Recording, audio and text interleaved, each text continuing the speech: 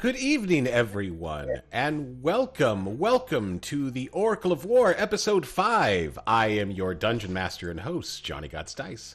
I am the founder of Unplugged Games. We're glad you could be with us tonight. With us, as always, we have our stream team, which is just the name I'm going to use for now until we actually come up with a name that sticks. We've had a few that have tried, but just haven't gotten to that point yet. So let's do some quick introductions of everyone that is here with us tonight, starting with Matt. Hi, I'm Matt, new to Unplugged Games, and certainly new to D&D as well.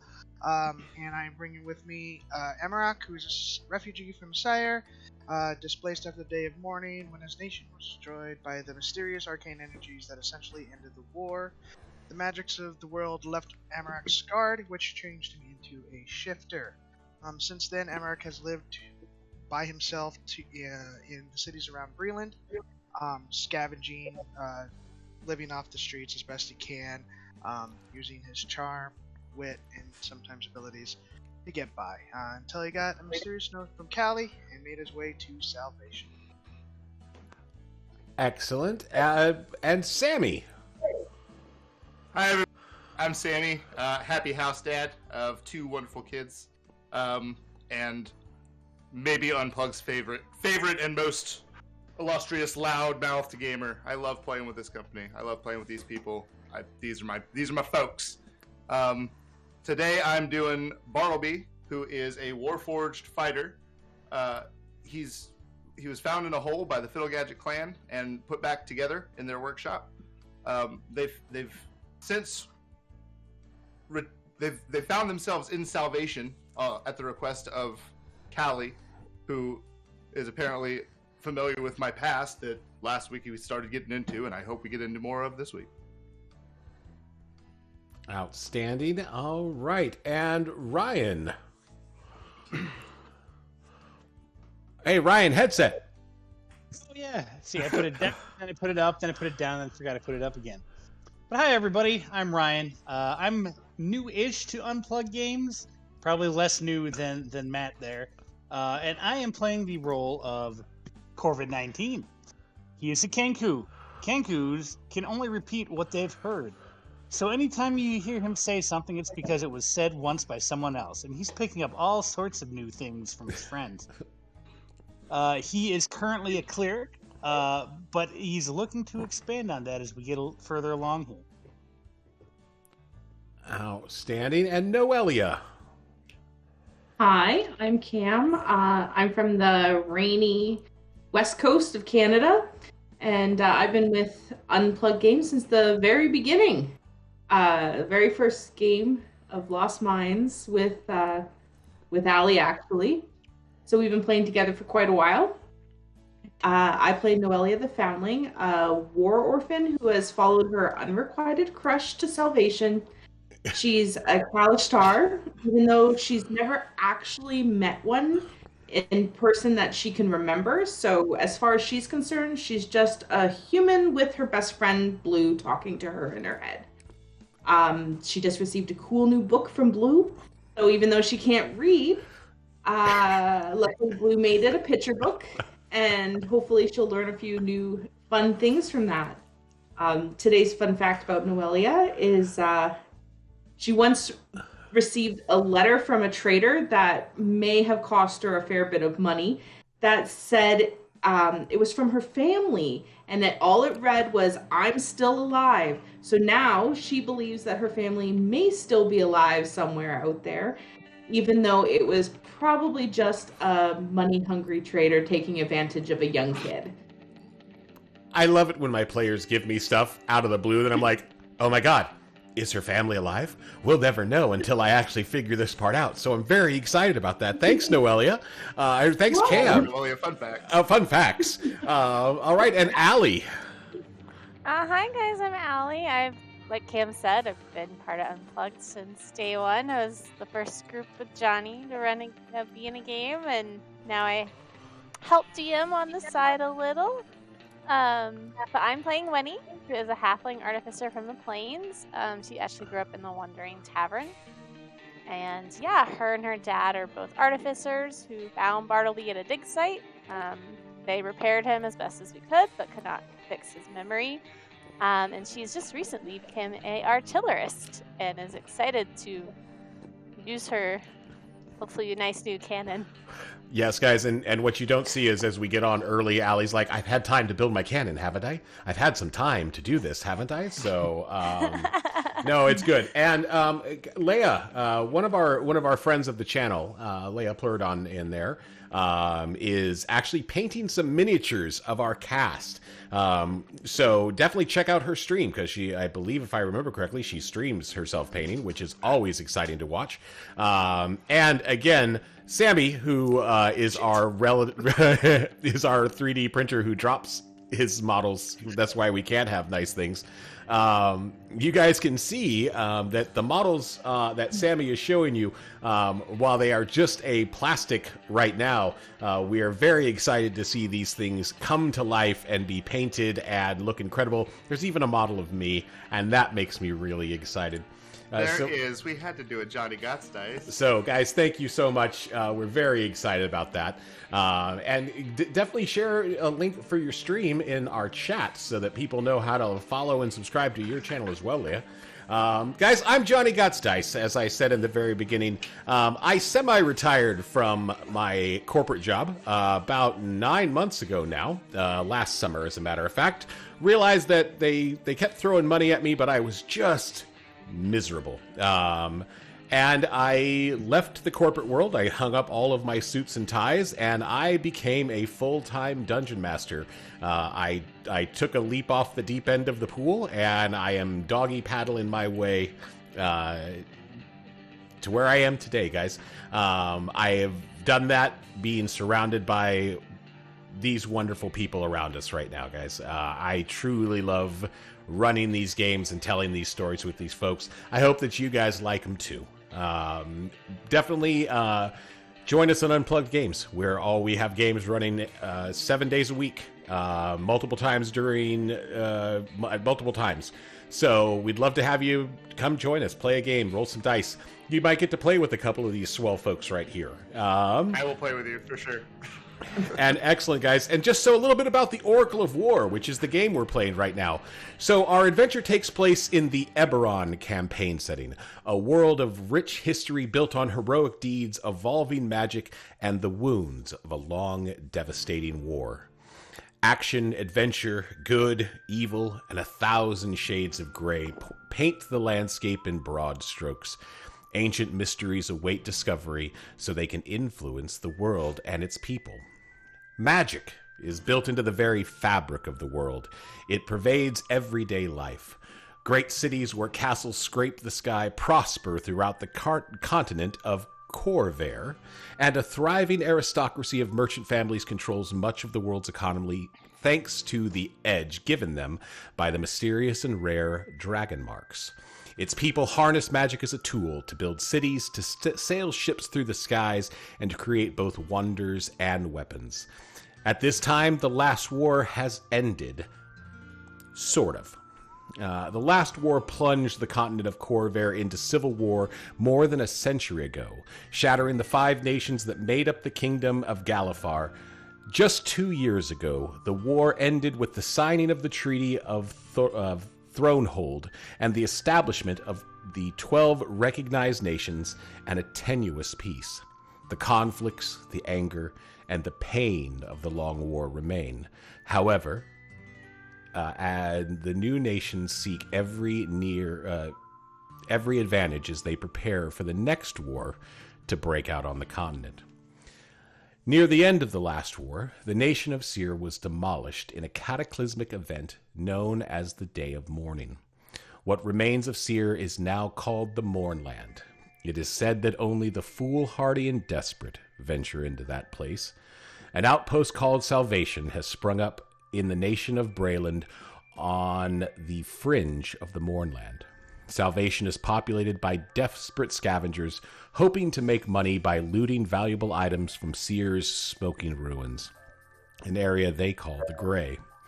Scavengers join together to form salvage crews that brave the unpredictable and often deadly landscape of the Mournland, finding items of value and then getting out before the lingering magic of the cataclysm destroys them. Some work for patrons, others work for salvage brokers, and others work for themselves. Survival in Salvation requires quick wits, a strong constitution, and a friend watching your back. Our party found a mysterious artifact last session called the Oracle of War. It's like the campaign was named after it. It might be important as we continue. But the Oracle of War is a magical device that sat untouched in the Mournland for years. During the last session, the adventurers unearthed this device from the ruins while searching for the Grey Dogs, a lost scavenger crew made up of a few different people, but the main one is someone named Kali Alrun, Noelia's unrequited love. We find out Winnie's half-sister, because her dad was into the tall girls as well. No big deal. May have served with Bartleby's character. And Matt was definitely, they grew up together. They were frenemies. So that's a cool little angle right there. And Corvid-19 met Callie, who helped him out of a bind by kind of making sure that things went okay for him. They did find these folks, the Grey Dogs, inside of an abandoned shopping mall where they got to do a couple of cool things. They got to find some high fashion. They met a group of Warforged called, working for someone called the Lord of Blades. We got to find out a little bit of information about Bartleby, and that his actual name is Samu, or I guess that's what they call him. It's SAMU. What was it, 1987? 1989. 1989. Yes. Is still on the chest in like faded print. SAMU 1989. Got it. And so the other Warforged soldier that came referred to him as Samu, calling him a hand of God on the battlefield, and seemed very agitated that the Fiddle Gadgets had removed his memory and done that kind of stuff. When the Oracle of War was activated, the item spoke to our adventurers, giving them strategic battle advice and helping them really just make short work of these Warforged fighters that were inside of the shopping mall with them. The adventurers are now headed back home with the Grey Dogs to the settlement, Salvation. And again, they've got about an 80-mile trek through the Mournland. Guys, welcome again. We hope you enjoy it, but with that, we're going to dive right in. Oh, and guys, real quickly, that music you're hearing, that's from our friends over at Sirenscape. They actually have just a wealth of sounds, and that's all just kind of put together for you, some of them directly for a bunch of D&D campaigns. So give them a check out. Love them to death. All of our games use Sirenscape just because it gets to do some really fun stuff that hopefully you'll get to hear. All right, guys, with that, you guys are returning home after the successful rescue mission in the Mournland. With you are the surviving members of the Grey Dogs, the salvage crew that you were sent to rescue. I believe it was Bartleby and Sprocket, the other Warforged, that are carrying the Oracle of War, which you found in the ruins of the Fireweave Bazaar in the city called Calazart. As you are walking, a flickering pillar of light briefly pierces the sky from a hilltop ahead. The Mournland becomes deathly quiet, and your every step and breath echoes through the valley. Atop the hill, a stone cottage slumps like a frozen corpse. Ah, Bearded Polly, thank you for the subscription, buddy. Glad you did it. For those of you that are just joining us again, yes, please mash that follow, mash that subscribe. Let us know that you enjoy what we're doing and that you want to watch more. We're happy to do it. All right, guys. What is everybody doing with the large flicker of light? Corvid is too busy poking fun at the Warforged, telling them "Yeah, mule, yeah," as they are carrying the large heavy box between them. I am not a mule. Bartleby assesses the situation and finds another one of those situations where he's just being, I'm just lifting for you. I'm just the arms. The flash goes off and he looks around and he takes stock of what everybody else does in that moment. He's in that mother hen kind of way that Bartleby has. He first checks on Winnie, what's Winnie doing, and then around the group. Sprocket looks back at you and he's a little frustrated because as you're trying to carry this very large thing together. If any of you have ever tried to move something heavy and then one of the person that's carrying it gets distracted and does something else, and he kind of stumbles and almost loses grip, and looks at you like, "What are you doing?" There was a flash on the hill. Did you not? I don't know how I'm pointing while I'm holding this box. There was a flash on the hill. Did you not?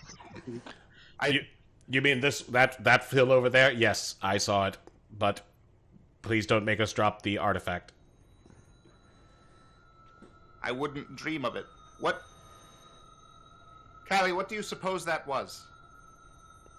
You've been here longer than we have.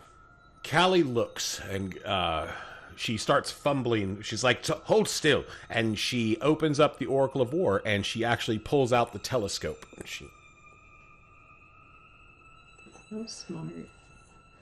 I don't see anything, but keep your wits about you all.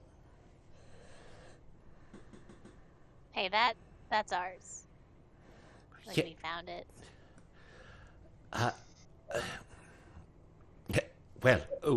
I'm sorry, Winifred. May I borrow your telescope? Just Winnie. Only he gets to call me Winifred. Your father called you Winifred, or our father called you Winifred.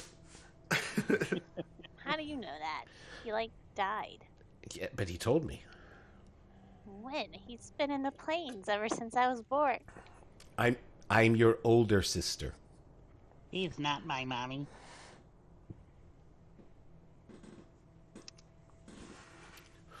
Oh God! I've just broken Winnie. Just eye daggers. Noelia, what is Noelia doing? Noelia's face is rather slack, and she's hyper focused on that Oracle of War. Her eyes are going a little blue, kind of glowing almost, as she just stares towards the Warforged, completely ignoring Callie and the light and anything going on. Great. Hold on, guys. We lost Sammy. His video went away. He's almost back. He's thinking about it. Bartleby, disassemble. Bartleby EXE is still loading. Loading. No disassemble. Loading. The wheel of Bartleby loading. All right. Well, what is while we've got Bartleby loading? What is Amarak doing? Amarak is coming to a stop. He'll look over to Winnie. Perhaps if she's using the telescope to help find our enemies, it's okay if she uses it. I don't want her touching it. She might break it. In a way, she kind of found it first, since she found the mall first. I mean, we're all friends here. Family, in some cases. We're not family. She looks back. Callie looks back at you, Winnie, a little hurt, and she says, "Sister, just because you don't want me to be your sister doesn't make me any less so." And she folds up the telescope, places it back in the Oracle of War, and moves back out to the front to kind of scope. Are you making any faces at her back? Oh yeah, I'm gonna tongue out like. Bleh. All right, guys. Well, we're gonna role play a little bit more while we wait for Sammy to actually get back online here. It's gonna be neat. All right, guys. Yes, a few minutes later, a sudden moan breaks the silence as soldiers dressed in Siren uniforms begin to shamble forward. A hatred for all living things burning in their eyes. They died in the last war, yet the blood on their wounds is still moist. Others are just charred skeletons, smoke still rising from their bones.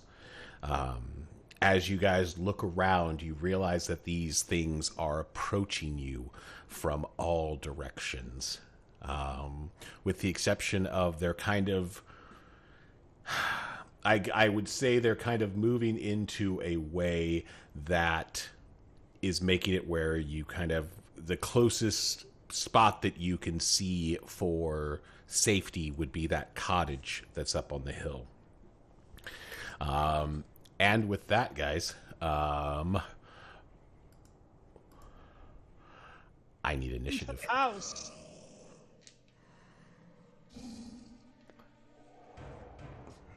Great. Bartleby updating. Bartleby updating. Don't worry, guys. 17 for me.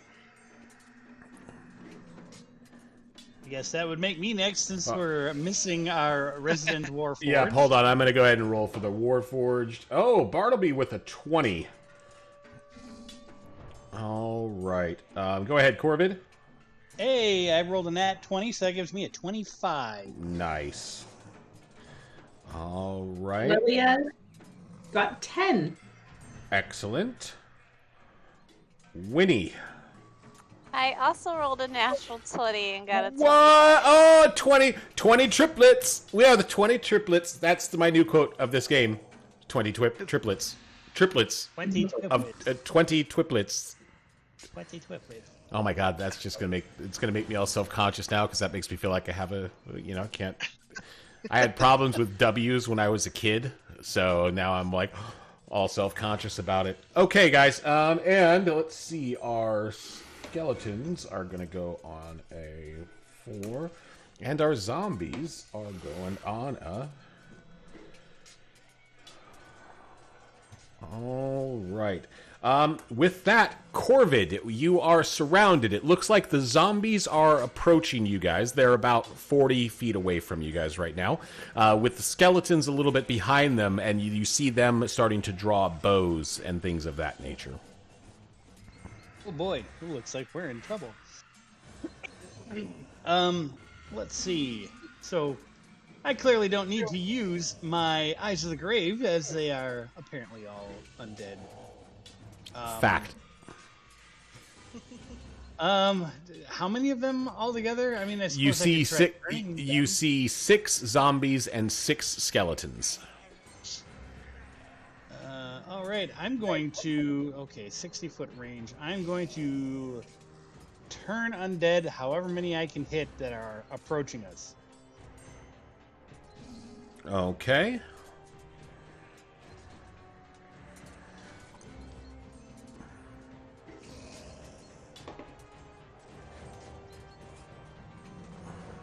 Oh, we might have a Bartleby back. Hey. Sammy's back. Oh, I think we got a Sammy back. We have a Sammy Yeah. We're voice. just waiting on some video. Can y'all hear me?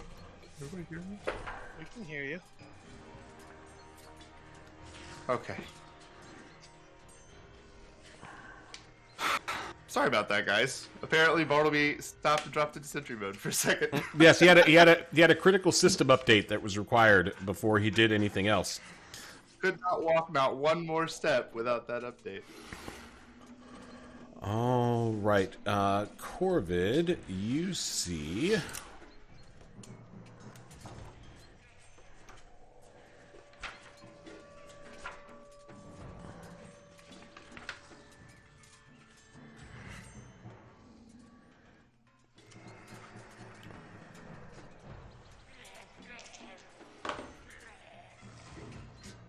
A couple of the zombies stop, but not all.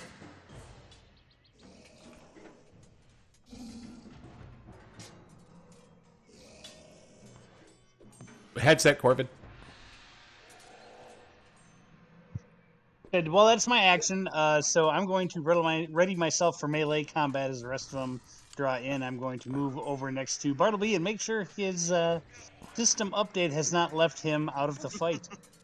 Excellent. All right, Bartleby, I rolled a 20 for you for your Oh, initiative. I was following right along. Sir. Okay, I pulled very up the good. Twitch, buddy. I never lost communicate. Couldn't talk to you, but I could hear you the whole time. Don't worry. Fair enough. All right, so next would be Bartleby. Or no, I'm sorry. That's Winnie. What was your initiative? 25. 25. All right, so Winnie, you next. Okay. Well, I guess, might as well stick to what works, because they look kind of stupid. Gonna take out my butter. Cast grease on them. Butter Brigade activated.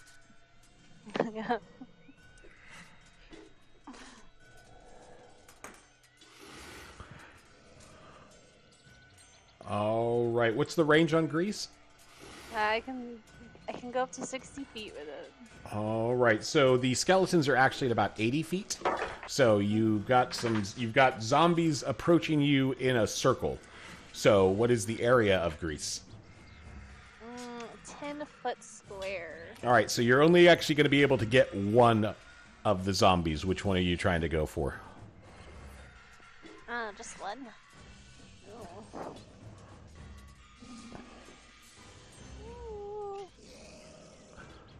I guess whichever one's closest to Bartleby. Okay, yep. Then this guy is greased. Got it. Okay. And what does grease do again? For the folks at home? Makes it... Oh, okay. So yeah, it makes it grease appear, and makes it difficult terrain. And when they stand in it, they have to make a dex save or fall prone. Outstanding. All right. Any other bonus actions or any movement? Yeah, I'd like to move towards this cottage that seemed safe. Oh, My whole 25 feet. got it. So yeah, you're gonna have a little bit of problems getting there. You're about 150 feet away from the cottage, and it's uphill. So you may want to.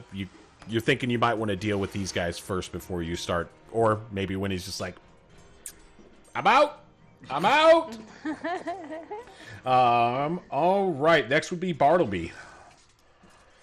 All right, so he sees Winifred heading off towards the cottage and sees these zombies circling around the rest of the party. Are me and Sprocket still holding this Yes, box? you're still holding the box. All right, so I communicate with Sprocket. We got to put this box down. All right. Boy, I don't want to leave it though. So Sprocket's looking at you like, are we going down? Are we staying up? Are we going down? No, absolutely, we're going down because we can't fight with it in our hands. So Okay. It definitely falls on the ground. The question was whether I follow Winifred or defend the box, and I think we're going to defend the box. Okay. So we're going to hold action Okay. and Very good. get on Sprocket's right so I can use my shield to defend him if I need to. Excellent. All right. Next, the zombies are going to move up, the ones that are not turned. And they are approaching you and Sprocket, Bartleby. Okay. So...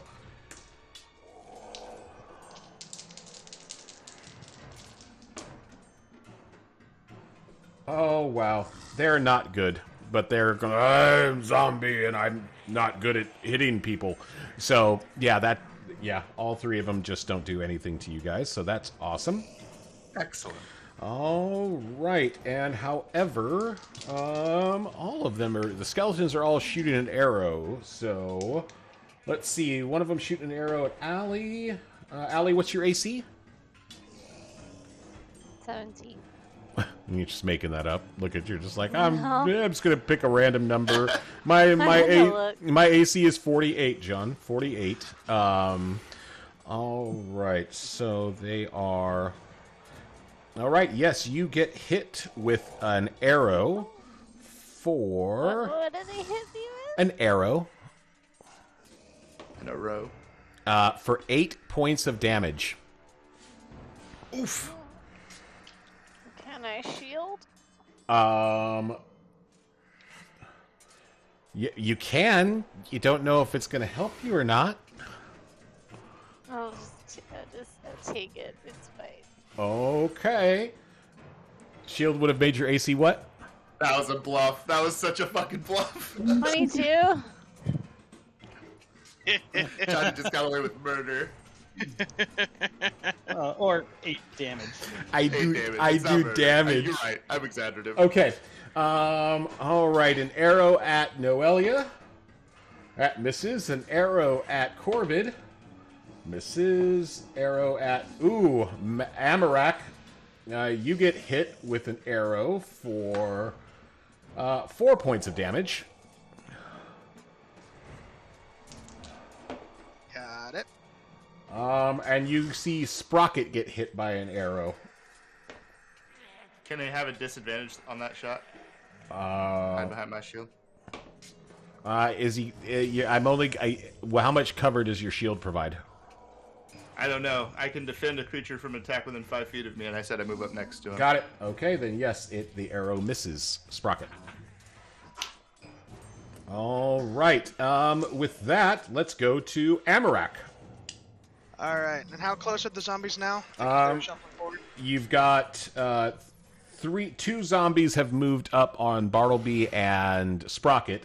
The other 3 are not doing anything. They're kind of moving away from you guys. All right. I'm going to also channel my divinity and turn undead. Okay. So I'm going to present a holy symbol, a little necklace that is hanging around my neck there, obviously. Each undead that can see or hear you within 30 feet Must make a wisdom saving throw of 14. Got it. One of them turns away to run. Bartleby, you get an opportunity attack. Oh, let's lay into him, buddy. Oh, it's a 12? Ooh, no. I didn't think so. No. Does Corvid also, because he was standing next to Bartleby? Technically, it's the one closest to Sprocket and them. Is the one Gotcha. that failed. Yep. Okay. All right. All right, Amarak, you have channeled your divinity. You have turned the undead. What are you doing now? He is going to, if those two are behind him, he's going to move up towards the other side of the battlefield where the zombies are coming in, just a couple feet, like 10 feet forward. Okay. Face off against those. The rest of them aren't. The rest of the zombies are already turned, if that makes sense. So, Oh, okay. So yeah, he'll kind of move towards Noelia to kind of help protect her, since he can take a little bit more with his armor. Okay, got it. Shield. And Noelia. Noelia is going to move towards the box so that she's standing near it. And then she's going to fire off Eldritch Blast at the... No! Sorry, first she's going to cast Hex Got it. as a bonus action at the nearest... how far away are the skeletons? 80 feet. Okay, at a skeleton, because they seem to be doing the most damage right now. Got it. And then she's going to Eldritch Blast that same skeleton. 14 plus 6, that's 20. That hits. Okay. And...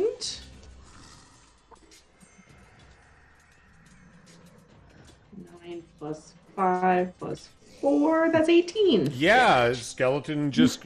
And it's a skeleton. It just breaks apart into a bunch of skeleton pieces, falls on the ground. So that one is gone. All right, well done, Noelia. Anything else? No, she's just going to stay there over the box. All right, the rest of the gray dogs begin to shoot arrows at the skeleton. And you see them hitting, but not anybody is falling, if that makes sense. Hold on. Yeah, they know not to shoot the turned ones. It's okay. All right. And with that, we are back to the top of the order. Corvid. All right. Is there any within melee range of me and the two Warforged currently? Yes, there is one zombie still in that whole mess. So you can... That wasn't the turned one, though, right? Nope, there's one that turned that started running away. All right, then I'm going to go ahead and take a swat at that particular zombie Okay. in just a second. In a moment, I shall be In taking just a one swat. moment, right here, about to happen. Here we go. Any second now. There we go. 15. 15 hits. 6 damage. All right. And I'm going to stay within melee range of the two Warforged. Okay. And there we go. Next would be Winnie. Okay. How many are around Bartleby? You have one zombie. The skeletons look like they are attacking from range. The rest of the zombies have been turned, so they're kind of running away.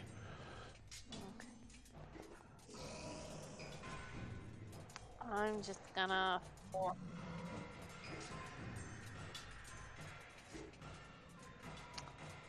yeah, I'm gonna shoot a firebolt at the one that's a skeleton. Okay.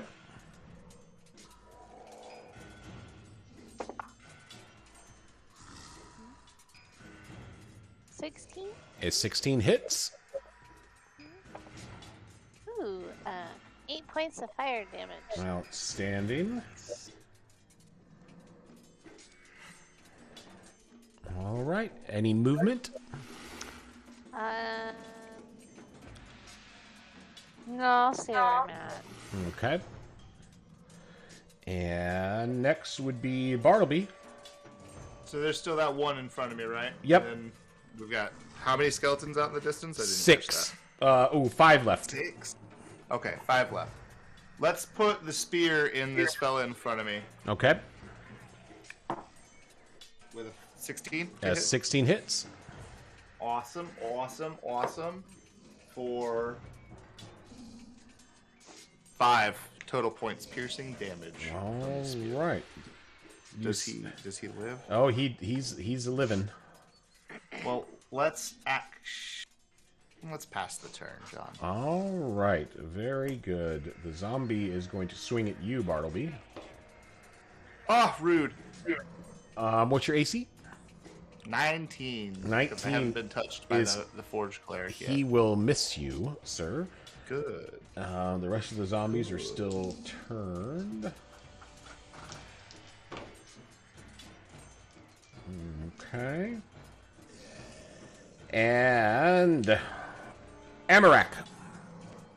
All right. He, seeing that they all seem to be having that zombie under control, he's going to turn and face one of the skeletons and fire off a crossbow at him. Got it.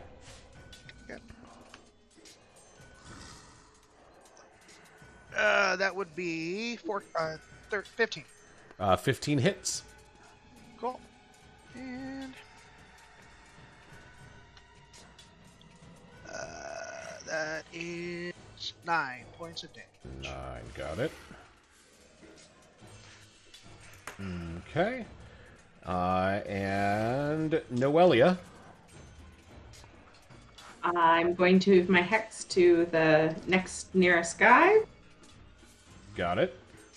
and I am going to Eldritch Blast again. Nice. No, that is only a 12. A 12 misses. Yeah. So, well, he's hex. As much good as that'll do. Got it. All That'll right. do. Winnie, another arrow coming at you. Misses. Amarak, arrow coming at you. AC is Amarak. 18. 18. Misses you. Noelia, arrow coming at you. Misses.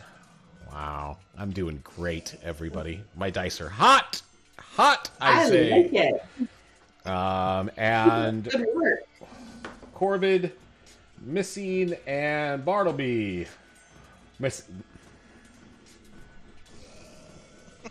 They're not good. They're skeleton archers. They're John. skeleton archers. They're You're not based good. on 5s, bud. They're not good at all. All right. However, so we are at the top of round 3, guys. And that goes back to Corvid. All right, I'm going to cast Spiritual Weapon and send it out to the nearest skeleton. Excellent. What's the range on your spiritual weapon?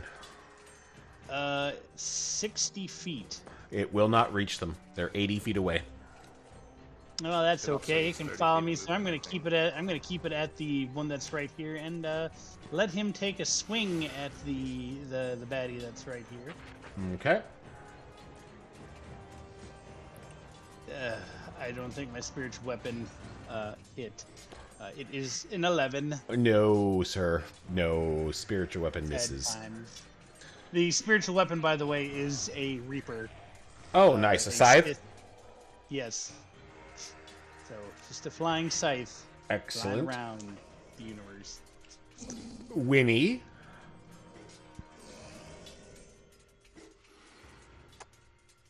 Okay. There. So all the bad guys are pretty far away. Yeah, all the like I said, the skeletons are roughly 80. You've got a couple because you moved. The ones that were kind of directly to your south are like 100 feet away from you right now. Like I said, there's the closest one to you is has already taken some damage to the west of you. The cottage is to the north, so they've kind of formed a semicircle around you guys and are all coming in from that way. Okay, I'll just firebolt again. One of the ones that have been damaged already? Yes. Got it. Please. Ooh. 24. 24 hits. That's 9 points of fire. And you see the skeleton fall, burning bones all over the battlefield. Standing. All right. Any other movement, Winnie? Anything else you'd like to do? Do the skeletons look like they're approaching, or? No, they're just shooting arrows at you guys. I'm just gonna yell, grab the machine and let's go. They're just shooting at us, and I'm gonna move 25 feet closer to the cottage. All right. So you're about halfway there right now. You're still about 50 feet away. However, that is going to put you at darn near 120 feet from the farthest south skeletons, and yeah, so you're out of, realistically, they're gonna, if they shoot at you, you're out of range. So, or not really out of range. It's just you're outside of where they'd like to shoot. Bartleby. All right, so hearing Winifred hollering at us, I'm going to do my best to instruct Sprocket, and forgive me, the dwarf's first name is not Dwarvo. Dwervo? I don't remember what it was. Dervo. Dervo. I'm going to ask them gentlemen to hop on the machine, and we'll have a fighting retreat towards the cottage. Okay. And then we're going to crossbow some skeletons. There's still a zombie right in front Yeah, of there's me, still a zombie right in front of you, so you may want I to... didn't die, so I guess I'll fight that instead. Maybe. 18 to hit, sir. 18 hits. All right, followed by 6 damage, sir. All right. He is Your not... mother said stop climbing inside. He is Is not... he still alive? He is still alive, sir. I action surge and hit him again. We have to get out of here. Does a 15 hit his little 15. It's a zombie. emaciated ass? Zombies, yeah. Don't try to dodge. They're like, He says 4 to damage. He says, "I'm still standing. Better than I Better than ever you ever did." Well, that's the limit of my involvement. I put myself between the zombie and the gentleman and asked them to make a fighting retreat towards the All cabin. right, very good. And with that, the zombie's going to swing at you, Bartleby. Yep. He's going to hit you, sir. By God, his slappy doos. His slappy does thing, and he's going to slam at you. And for 3 points of bludgeoning damage, yo. Woo! That's what you get. I take it, sir. Beside me, what was I thinking standing between him and my party? Okay, and with that, Amarak. Alright, he'll start falling in step with Winnie as she moves up towards the cabin, and he'll shoot at one of the skeletons and closer to that direction. Okay. Have it in my head a little bit. Crossbow for... yeah, that's going to hit, sir. That's 19 plus something. Hits. 19, yeah. 1d8. That is a 6 points of damage. Outstanding. You see another skeleton fall. So you just have the 3 skeletons due south of you guys right now. And the other zombies have just run off into the moorland because they've been turned and they're scared. They don't like it. And with that, my Noelia. Alright. Leah's going to try Eldritch Blast again. 16 plus 6, that's a 22 to hit. It hits. Be a little bit more successful. And 16 damage. Yes, you see another skeleton fall. 2 skeletons remain. The skeletons are going to take their shots at one at Corvid and one at Bartleby. They both miss. And something's about to happen.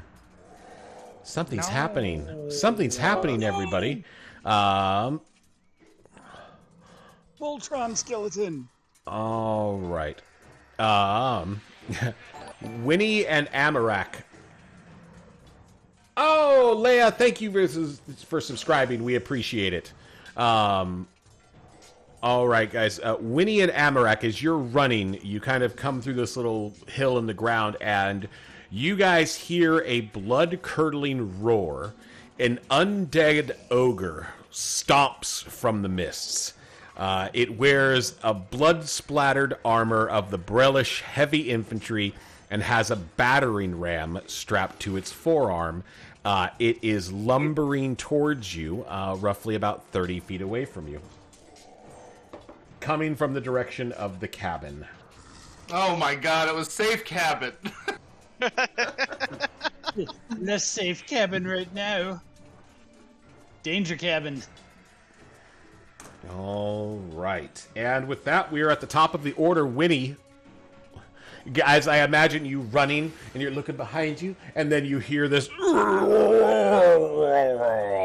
and you look up, and there's just this big ogre coming to eat your face. Okay. What do you do? Or I'm sorry. Actually, before I get to Winnie, I'm going to try Corvid and let Corvid have a turn, and then we're going to go to Winnie. Well, I do can't this remember professionally. If you said that zombie was obliterated or not. No, that zombie is still standing, sir. Better than he ever did. Spiritual weapon is going to try and reap some of this undead wheat, Excellent. so to speak. No, he's not. Just gonna kind of flail around the air with a 7. Yeah, 7 is he's no good. I guess I'll have to take a chance. I was hoping that would kill it. So then I guess I will swing at it myself. 17 17 hits. for 6 damage. 6 damage, and now, as Bartleby has done so much damage to this poor thing, and Corvid just jumping in and said, "Hey, asshole!" And yes, the zombie falls to the ground dead. Finally. Scrappy little fighter, you. All right, Corvid. Anything? I'll start, yeah, I'm gonna start taking steps towards. How far is the ogre from me, Bartleby, and the other Warforged? 80 feet. All right, I will take my max movement to 30, and I will bring my spiritual weapon with me. Okay. Here we go. Excellent. That's it. Got it. Winnie, now you're running, you're looking behind you, you look back around, big ogre. And what do you do? So is he like in our way between us and the cottage? Yes. Is there any way around him? Yeah, you go left or right. Take your pick. Nice. Gonna yell out, "Ogre!" And I'm going to use my bonus action and cast Expeditious Retreat on myself. All right. And for the folks at home, what does Expeditious Retreat do? So on each of my turns, I can take dash action as my bonus action. Excellent. And when you're small and don't have a lot of movement, it's great. I got little legs. Okay. I'm gonna be like, go right, I guess. I don't know. I'm just gonna start running to the right. Okay. All right. And Bartleby. Bartleby is... So the zombie's down. Yes. How far has the box made it away? Has it? The box would technically go. It's only gone about 15 feet right now, if that makes sense. All right, but we're down to like nothing archers, scattering Two archers, skeletons to your south. All right, so we're gonna focus on the ogre, I think, and we're gonna run to keep pace with the box, Okay. and we're gonna fire a crossbow bolt as we go from the old Okay. wrist rocket. With a 19 to hit. 19 will hit, sir. It sure will. Oh, that's better damage. I should use the crossbow more often, guys. 7 plus 2 is 9 damage from the crossbow. Okay. D8. The spear's only a D6. What was the damage again? I'm sorry. What was the damage one more time? I'm sorry. 9, sir. Got it. Okay. And with that, we will move to Zombies Are Dead. Amarak. All right. Well, running forward, all of a sudden I see this ogre appear, and he just slides through stuff like, shit. And you heard when he said, "Go right," and she just 90-degree turn and just takes off her little legs like just burning rubber. All right. Well, bonus action, he is going to shift into his form, giving him 7 plus HP and a +1 to his AC. Okay. So let me add that real quick. Boop. All right, and then for his action, he is going to just quickly fire off a guiding bolt at the ogre. Okay. Gonna roll that right there. 18 to hit. 18 hits. And that will be 15 points of radiant damage. Got it. And then next attack against it has advantage. And then when he ran right, correct? Yes. All right, he's going to follow after her. Then he's going to kind of keep pace so that she doesn't get hit. Okay. Or if she does, she doesn't die. Got it.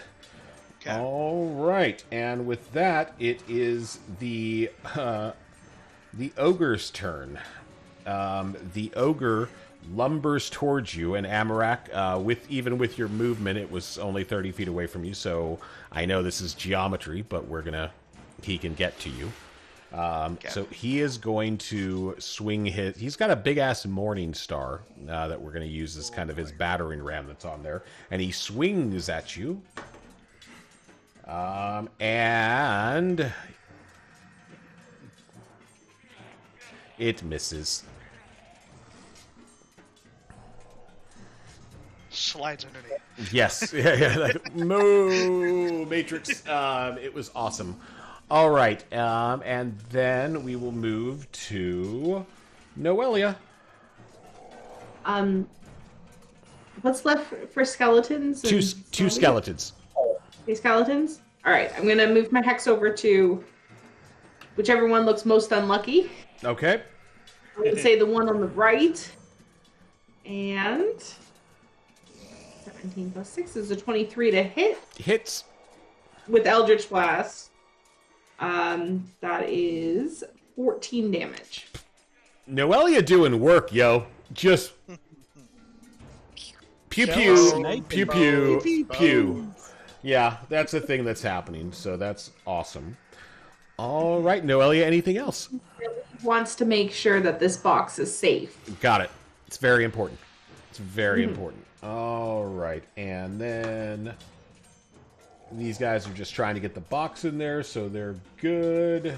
And all right, back to the top of the order. You guys, as you turn around and look, kind of Noelia, you're focusing on sniping skeletons. But the rest of you, as you see a very large beast engaged in melee combat with Amarak. So, all right, guys. And with that, back top of the order, Corvid. All right, how far how far away is he from me? So they were 50 feet away at the start of it, plus he was 80 feet away. He's moved 30 feet, so he's 50 feet away, so he's 20 feet away from you right now. Oh, good. Then let's go ahead and start the round off with... you know what? No, because if I hit him with this, it will actually... Yeah, I'm going to hit him with a guiding bolt. Hopefully. Okay. That will be at advantage. And you have advantage. Thank Christ, because I just rolled an @1, so the other one is a 23. 23 will, in fact, hit. All right. 4. Wow. 10 damage. And then now he's irradiated again. Now, Yes, right? still glowing. Still glowing. Great. So now I'm going to attack with a spiritual weapon. Okay. And he gets advantage. A crit. Nat 20, 25. Nice. So how would I do that on D&D Beyond? What? Good at it. I don't actually know. I think you just roll a d20 again. Well, I'm On going to the roll bottom- the on the- regular on the- damage. Okay. I'm going to roll the regular Yeah. damage first, which is 4. Oh, it says crit on there. Okay, Yeah. it did add another D8. Okay, 14 Okay. damage. Okay. Woo! And yeah, I'm gonna stay a little bit out of range of this thing. I don't want to quite get touched by it. Okay. All right, Winnie. Okay. So how far away is the ogre from me? since I took Technically, you took off. You now that you've cast, you basically move 60 feet, right? off? Or 50 I feet. think only 50. Yeah. Yeah, only you 50. moved 50. Amarak was 30 feet behind you, so you're 20 feet away from the ogre right now. And he's of the undead persuasion. He sure is of the undead persuasion. Okay. Well.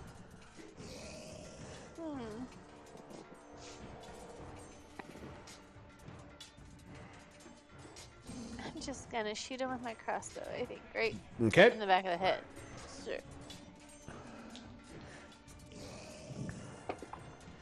You have Oh, natural advantage. 20. Oh, nice. I don't You need don't need your advantage.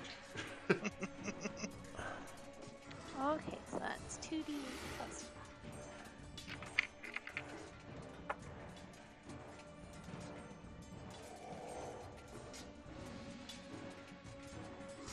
Oh, 14 points of damage. Okay. And I'll use my bonus action to dash. Nice. Another 30 feet away. Excellent. All right. Bartleby.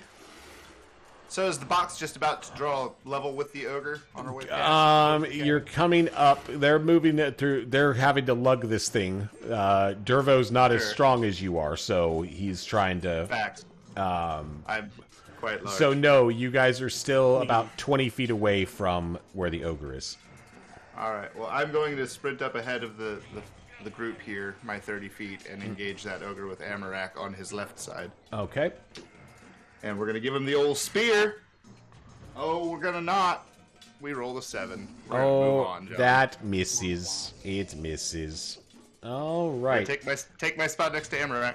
Amarak, All right. Well, you know what? Since he's you did know pretty close- you did have advantage on that, Sammy, right? No, Because of the guiding bolt. it wasn't better. I rolled a 1. Okay, there you go. Now we'll go to Amarak. Okay. Man. Amarak's going to move in just a little bit closer since was within 10 feet, right? Because he had reach. The ogre. So he's going to move in closer and angle himself in such a way to try to get a flanking position with Yeah. Bartleby over there. You already have advantage, but I'm just gonna throwing that out there okay. because of the guiding bolt. Oh, well, good. Okay, good. So, and then he is going to reach up and touch someone and cast Inflict Wounds. If it works. There we go. Thank God I have advantage. Oh, I still That's missed. not even better. That's That'll be an 8. action. An 8, 7 and then an 8. an 8 hits. Oh, Man, look wow. at you. Alright, that's 40, 10. Since I cast it a second later. Why is it not fucking button work? Thank you. 23 points of necrotic damage. Outstanding. And this thing is not looking good.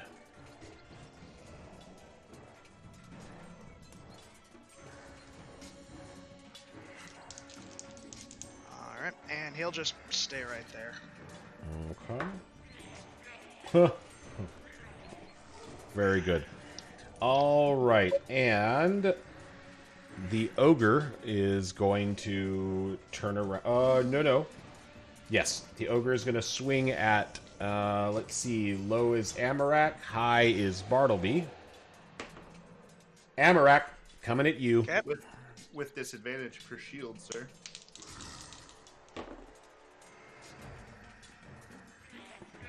He hits. You suck. Sorry. Well. And you are going to take...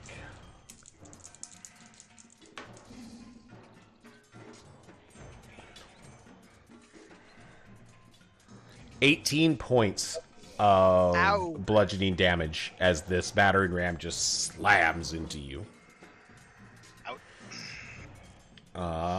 And with that, Noelia, you have two skeletons, but as you kind of look over your shoulder at where everyone else is going, you do see a big-ass zombie. Or, I'm sorry, a big ogre zombie. Yes, I'll move the hex over to the big ogre, and because he's within 120 feet. He sure is. Of me. Yeah, okay. And then I will Eldritch Blast him. All right. 16 hit? 16 hits. Okay. 11 plus 4 plus 4 is a 15. Oh my... Okay, yes. And you guys see this blast just crash into the zombie's chest as it just lumbers and starts to waver and just falls backwards and dies. Well done, Cam, with the big one. Noelia! Just coming in hot. All right. However, okay, Noelia, anything else you'd like to do? Any movement? Would you like to catch up with the group? Yeah, I'll dash, or not dash over. I'll Move. run over with my normal movement. And Noelia, what's your AC? It is 14. A 14. All right. I'm squishy. You get hit by 2 arrows. Awesome. Can I use my reaction to Hellish Rebuke? Can you use that on ranged? 60 feet. Yeah, they're farther than 60 feet. They were 80 feet away from you. So that would be 14 points of damage.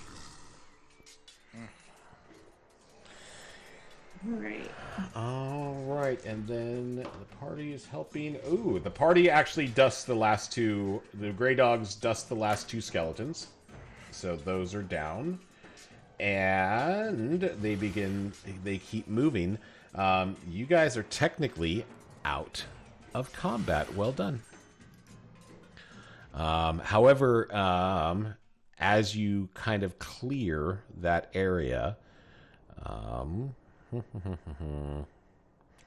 you look to the remainder of the moorland around you, and you see bodies as far as the eye can see begin shambling towards the cottage as everyone makes a break for it.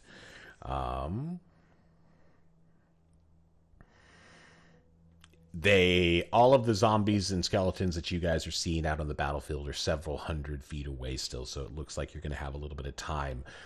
But Callie runs in and slams open the door and just starts kind of ushering people inside as you enter the cottage. And here we go, guys. So what is everyone doing? You guys are all rushing into the cottage, or is anyone going to stay outside and try to take the battle to the undead? Yeah, you said there were several hundred, right? As lots of bodies out there. It's hard to get an accurate count. That is that unwise. seems like a bad idea. Yes. So, yeah, Amarak will run up to the door and then just kind of wait until they get the Orc of Warren before going and following them in. Since Oh. you figures the people carrying it are probably lumbering a little bit slower. Excellent.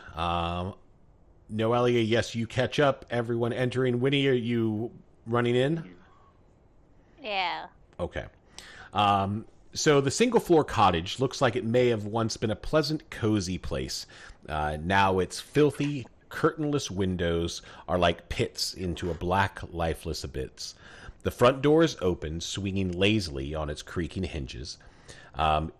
Your distant enemies moan and shamble closer. You have just minutes to fortify the cottage before the dead are upon you.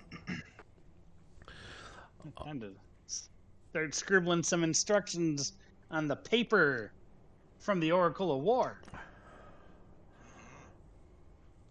If you remember the Oracle of War, when you last used it, it had stated it was entering a standby mode. It's recharging. Okay. Let's see, Well, I hope we can hope use it's it. recharged. I sure hope it is recharged enough. Is this like a wooden cottage? Yes. Is there like, just a? I guess I just start like tearing wood, not from anything supportive, but like stuff that we don't need, and I'll use my wood carver's tools to start fortifying like the entrance and the windows. Okay, very good. Yes, I need you to make me a... Let's see. We need to do some checks here as you guys start fortifying. Roll me a... Bartleby helps her with the help action. All right, go ahead and use your carver's tools. Roll me that. Okay.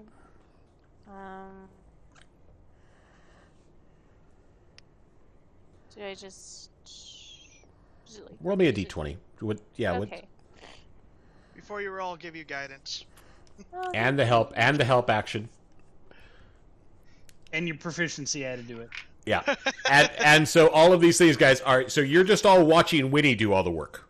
Yes. pretty much. Oh, no. He No. said he was helping. No, well, and again, I'm just like, okay, so Bartleby is helping Winnie, so giving her the help action, like helping Like her holding moves. things for her, right? Like as she's trying to nail it into place. Got it. So Amarak is casting guidance on Winnie.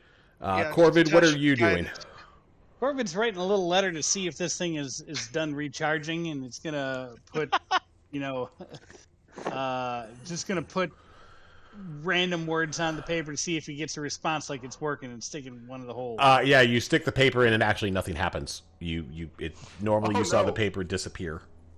Oh, awesome. So then Corbin's going to go ahead and help, and he's going to use this mace to hammer in some nails if he can find any. Yeah, Doors, windows. no heavy nails. furniture in front There of you him. go. Moving heavy furniture. That'll work. That's something we can do. Noelia, what are you doing? She's gonna cast mage armor on herself. Smart. Smart. So she's now an AC 16 for the next 8 hours. All right. Does anyone want to explore the cottage? Bartleby's Or- in defense mode now. All right. So again, you're just kind of going. Pacing that front walk. Like there's those two windows As- around the door. That's my field. I'm walking that path between those windows. As Corbin It's- is moving some of the furniture, he's gonna, the curiosity will get the better of him, and he'll peek through some of the drawers and whatnot. Okay. All right, guys. Actually, what we're gonna do, guys, while you guys begin to set up your defenses and do that, we're gonna take a quick break. Everybody, we're just gonna as we enter in this next phase of preparing to defend against the zombie horde and figure out what's going to happen. So we're going to take a quick 10-minute break. We're just going to refill some beverages. Johnny's old and has to go pee sometimes, so that's going to happen too. And we'll be back in 10 minutes. So guys, don't leave. Hang out, and we will see you when we get back.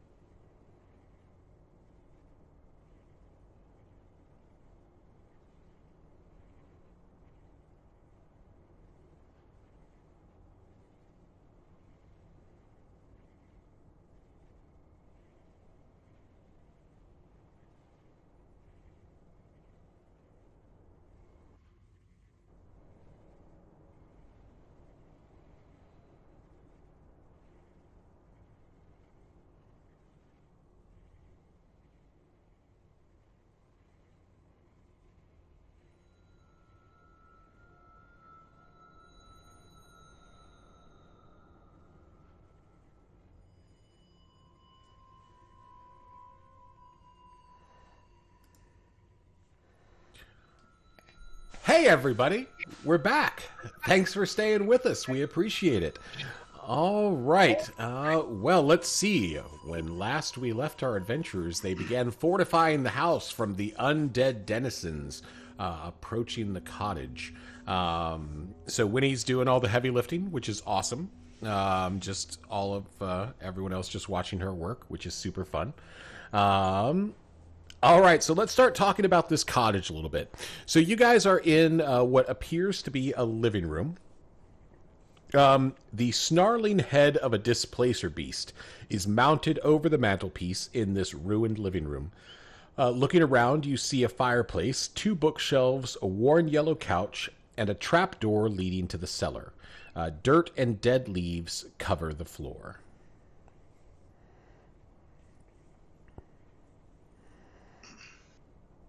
So I will say that once Amarak casts the guidance, he's going to try to start looking for any exit, any way out, other exits besides the front entrance. Yes, you do see another window inside of the living room, and the hallway continues deeper into there. What appears as you look down the hallway, Amarak, you do see a back door.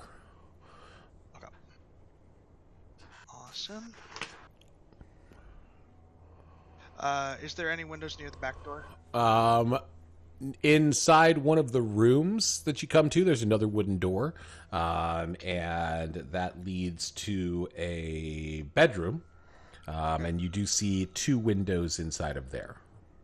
Just to kind of see if you can look out to see if there's Yep. zombies on that side too. Okay. Uh-huh. Zombies are approaching around. from every way. Okay. Yeah, he'll keep rummaging through the house, I guess, looking what he can find, see if he can find any other fortifications, weapons, anything. All right. As you moved through the kitchen, you saw fresh food, perfectly preserved, sits on a shelf next to a dresser full of utensils. A cold fireplace with a grease-stained roasting spit stands next to a barrel of filthy black water. Noelia, what are you doing? After the mage armor, she's going to try to find a place to hide that she could potentially take cover and fire. Yep. You do see a door. It appears to be an office.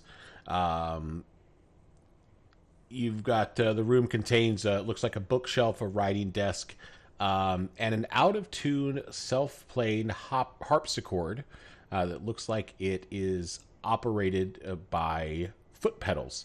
As you kind of move into the room, the harpsichord begins playing a slow, discordant lullaby.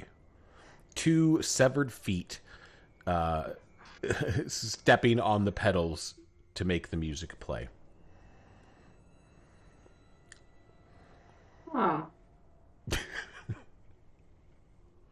I'm just going to use Mage Hand to try to push the feet off the pedals. Okay, as you move the feet away, the 2 feet turn and look. I don't know that feet can look angry, but I believe the feet look like their big toes of the feet are like, and the feet start hopping at you. Guys, everyone, I need initiative. Damn it.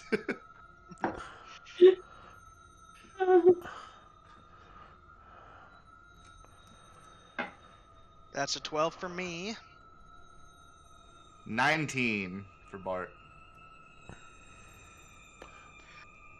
Nope, you're muted. You're still muted. Yeah, I know. I was just moving my mouth there. 11 for Corbin. Noelia? 22. And Winnie. Dirty 20. All right. And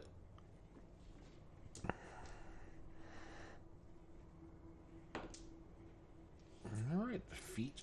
The feet. All right. So, Noelia, yes, you've got 2 stomping feet coming towards you. Going to Eldritch Blast the feet. Okay. Okay. They're two separate feet. Both of them left. Both of them left. I'll get one. Okay. That would be a 16 to hit. 16 hits. 8 damage. Yes, you see the foot just and fall over dead. It's fine. All right.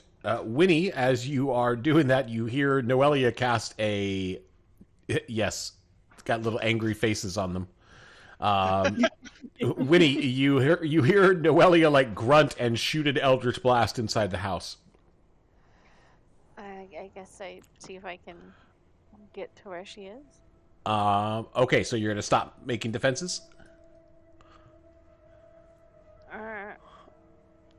No. I'm gonna look at my so-called sister and be like, "You should go check on your girlfriend." Fair enough. All right. Bartleby. Moving a couch for Winifred at the moment. I'll take a moment to go fucking see what is going on with Noelia. That's just in the next room there, right? Like right through a door. So I poke my head in there and you see an angry stomping foot. Fighting feet. Noelia, is everything all right? Yes, got it all under control. Very well, and back to moving the couch, John. All right. The foot comes up at you, Noelia, and tries to stomp you, like flies up in the air and tries to stomp your face. And it hits you. And you are going to take...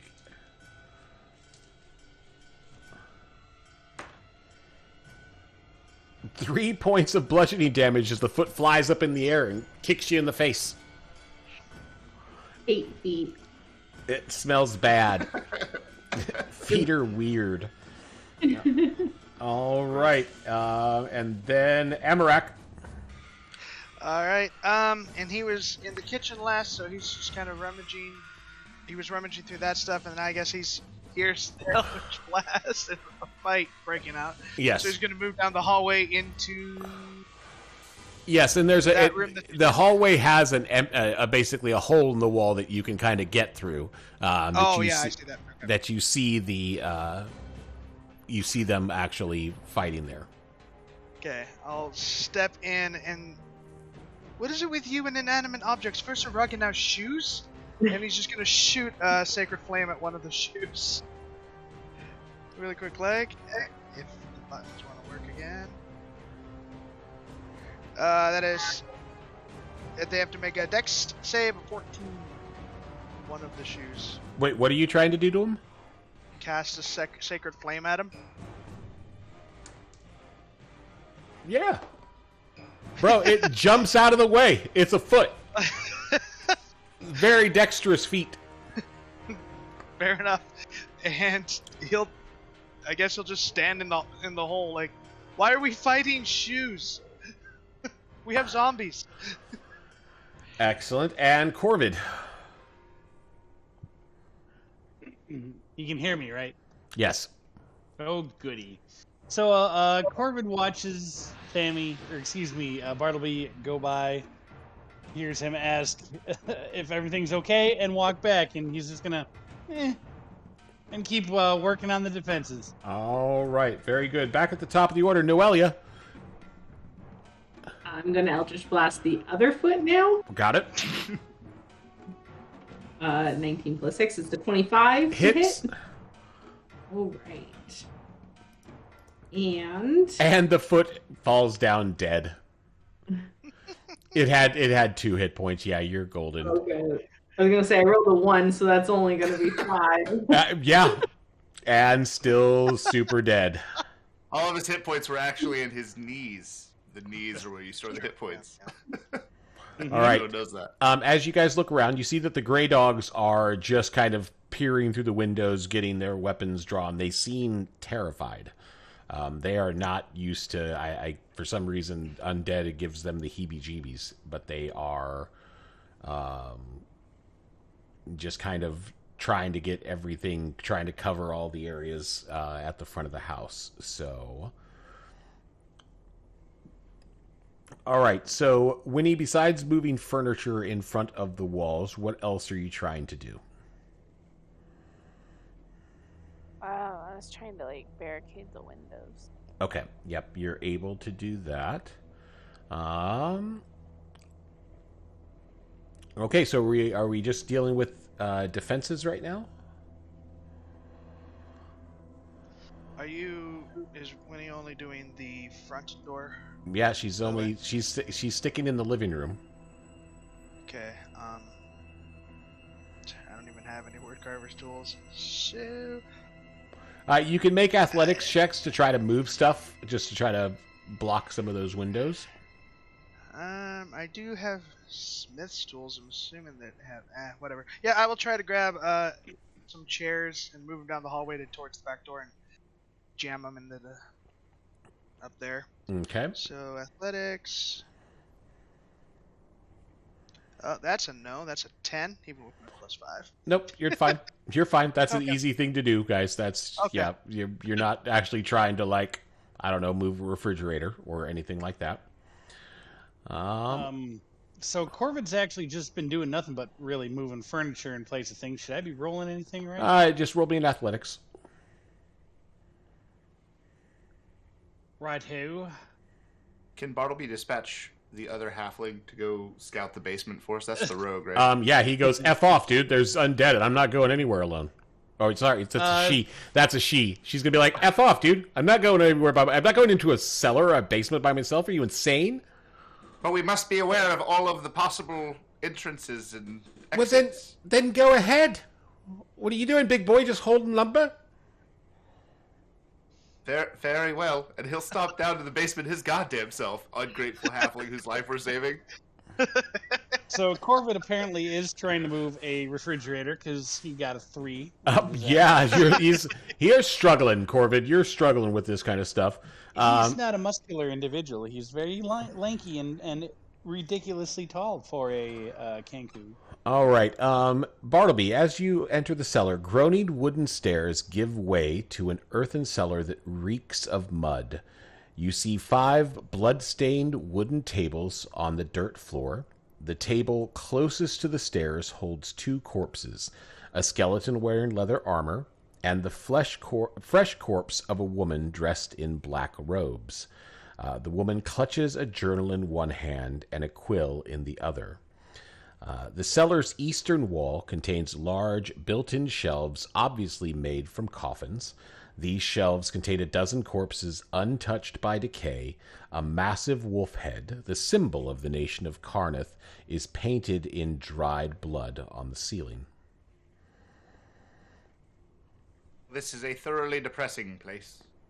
Are there... I see on the map there are, but I need to find that stairwell.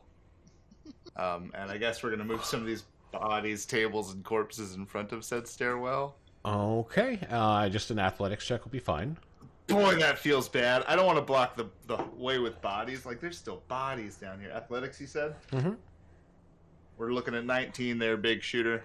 Yeah, you're able to move, like, are you moving the empty tables or the ones with the bodies on them?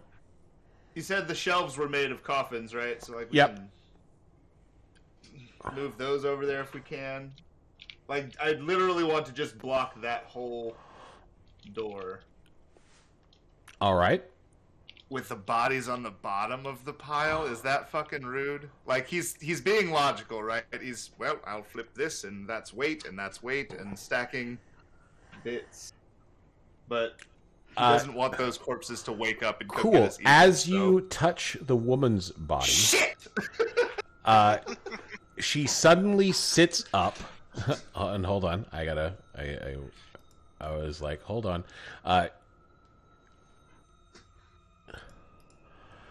The body suddenly spits up and unleashes a horrid scream as it vomits blood all over you, Bartleby. I need you to make a wisdom saving throw. Well, that's not my good stat there, John, and I rolled a natural 1. Write that down, Polly. John vomited blood on me, and I defended with a critical failure. All right, so Bartleby is going to take... Shit! Oh, shit. That would be 12 points of psychic damage. Ah. I can take that for you. And... Johnny's grabbing books. Am I taking more damage? Or is it No, check coming? this is no...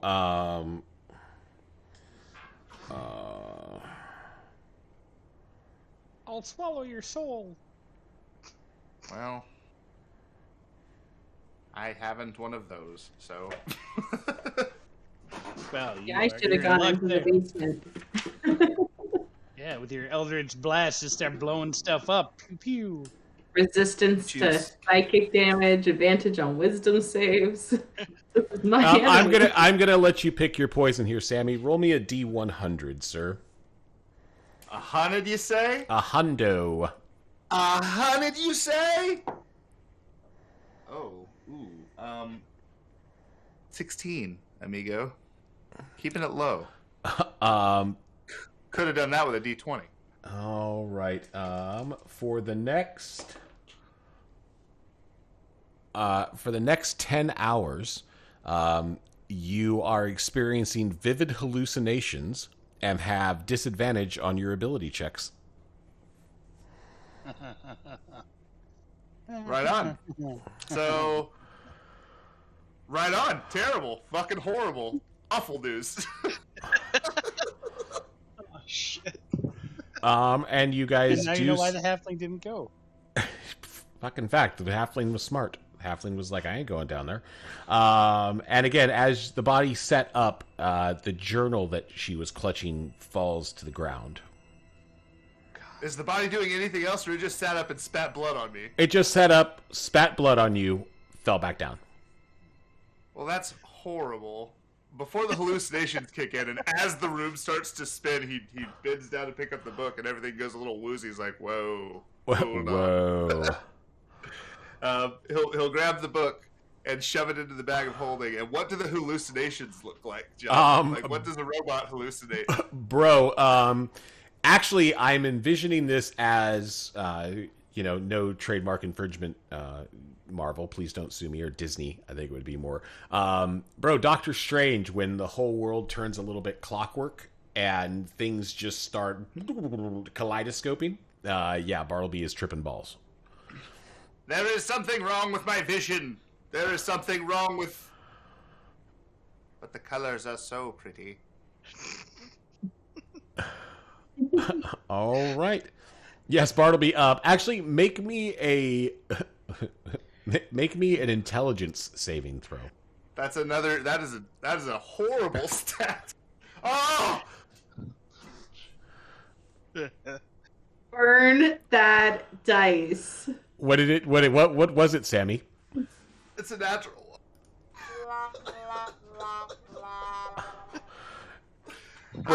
How? Sammy, you are just sitting there tripping balls. All hope of defense has just left your mind. You're just like, He's in it, man. He has seen through the Matrix, and it's just Jesus. mesmerized by the numbers and symbols. all right. Eyes are just giant black dots. Excellent. So, Winnie, you are upstairs, finishing up there, and you're realizing that you're having problems reaching this, and normally Bartleby lifts you up, and he is nowhere around you. Has anyone seen Bartleby? Yeah, the big stupid guy went down into the cellar. What a moron. Hey, I'm I'll cut you. just saying. Whoa, bitch! I'm just saying. I expect you would say the same thing. Not about Bartleby. He's not stupid. Well, okay. Well, maybe if he'd have said, "Hey, maybe you should go down and explore the cellar," what would you say to him? I would have went with him because he's my best friend. Oh, you're best friends. That makes me feel so happy and warm and fuzzy inside. Stupid. I still have Alchemicus fire. Don't test me. Let's not start the cat Oh on my! fire. Oh my here. God! Yeah, hold on. I gotta see if this halfling's gonna come to blows here. Oh God. Oh yeah, Winnie. This other halfling chick is just like, Space and opportunity, bitch. Space and opportunity. You want to go? Let's go.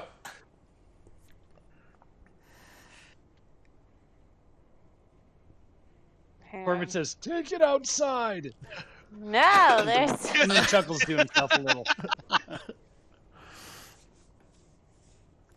All right, Winnie. So yes, you're squaring up against another halfling, a halfling fight, which would be kind of fun to watch. Just it's just kind of the Halfling fight. and again, you see Sprocket actually walk over and pick up what's her name? Picks up the other halfling and moves her to the other side. And Sprocket looks over at you and goes, "I will be speaking to your Warforged as well."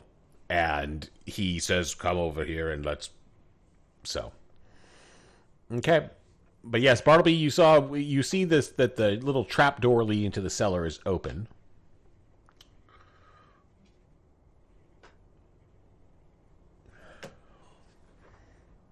Well, but isn't Bartleby in the cellar? You said he. I'm confused. Yes, the trap door leading down to the cellar. That's what I was letting Winnie know. That. Oh, okay. Right. Yeah, I was wondering if maybe you didn't understand me there, but yes, Bartleby went down into the cellar. Okay, I'm going to take my bullseye lantern and light it because I Okay. cannot see in the dark. Got it. And I will head down to see if I can find my buddy. Yes, and as you walk down, you see Bartleby like doing what he's doing. What are you doing, buddy?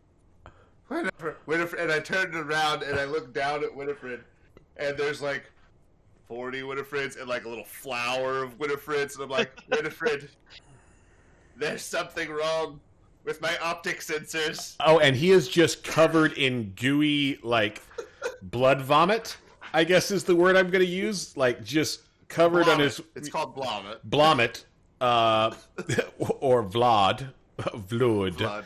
Vlad. Yes. And just dripping off of him, just covered in it.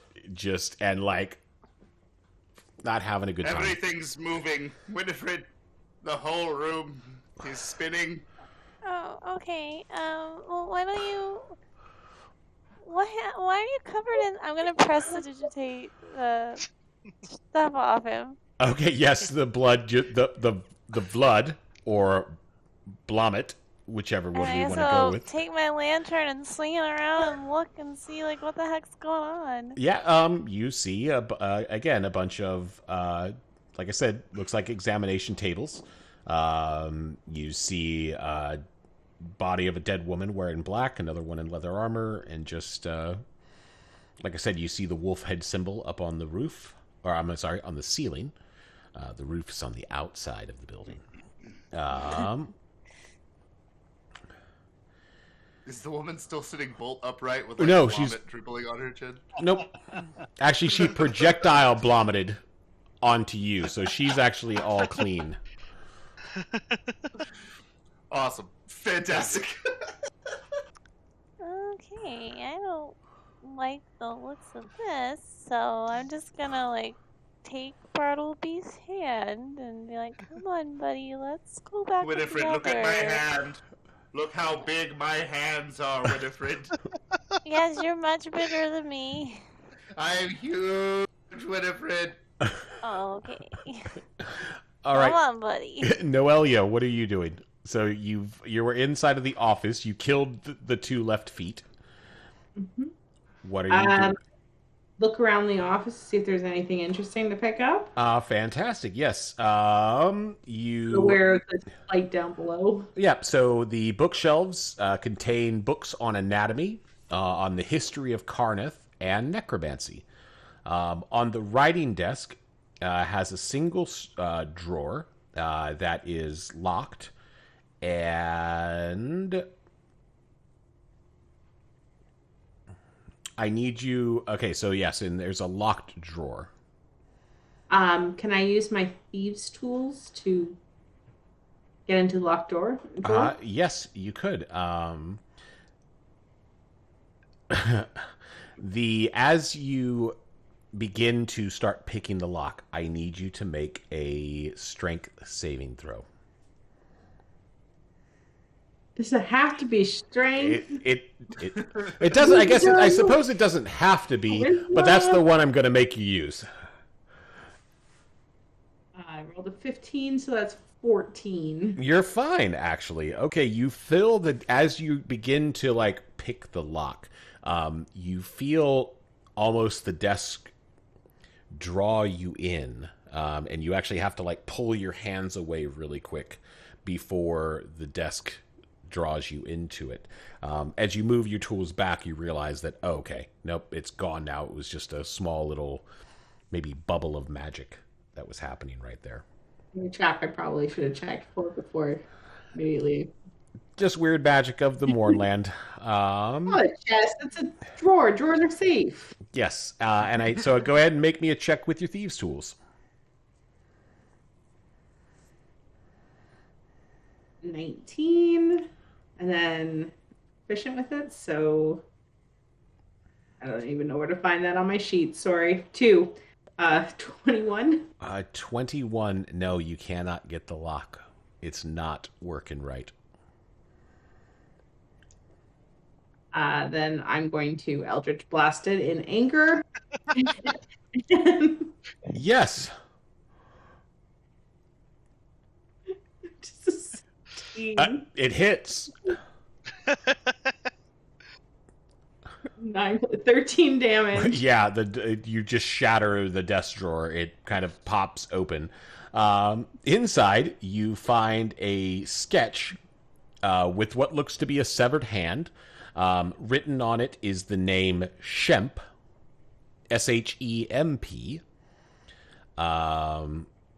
A spell scroll of false life, and a purse containing 150 gold pieces.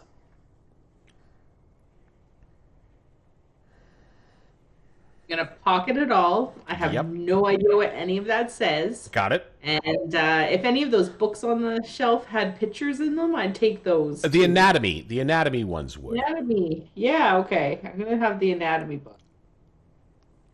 All right. Corvid. All right, so there's all sorts of sounds and stuff happening around. I hear the noises coming from the basement, and I hear explosions coming from the other Yes. room. So I'm going to go check out and see what Noelia is doing, because that was the most recent sound and sounded the most violent. Noelia, roll me a stealth check. Okay, this might not be too bad. 10. Corvid, can I get a perception from you? Sure. Just saying, my passive perception is 15. Yeah, you're good. Yeah, you see Noelia like digging in a drawer and just cramming stuff in her pockets. Corvid says, "What am I looking at here, Chief?" Just found some books. You can have the ones I don't want. And I'll point to like the necromancy one and the other one, the history. The stuff I can't read. These don't have any pictures. Corvid says in a dwarf-like voice, "Oh, time to get to work." And he'll grab, let's go with the necromancy one and open up and take a peek. Yeah, it's just a necromancy Fresh book. hell. Yeah, Okay, just a book on necromancy. I'll take that and the history book and whatever she decides not to keep herself. Got it. All right. Is there anything else interesting around the room that I can make out? Not in this one. Okay.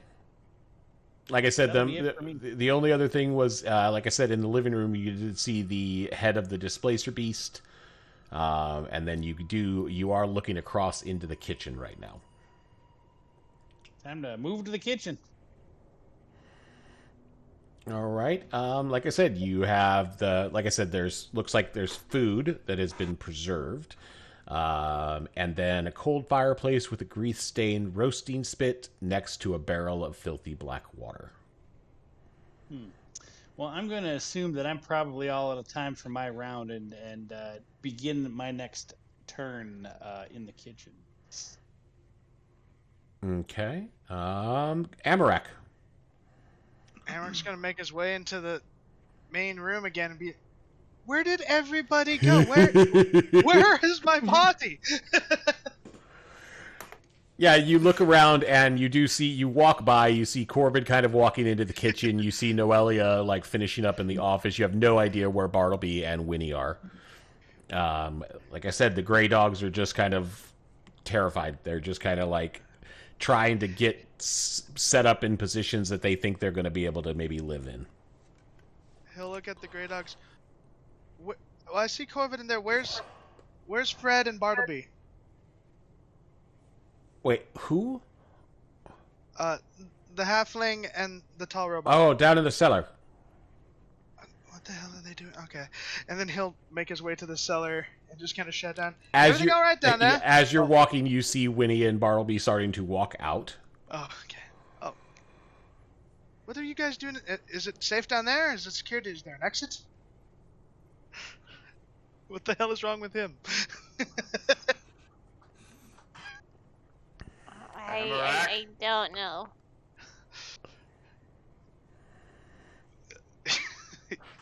What is he doing? There's some like creepy dead bodies down there. I think that we should plug this hole.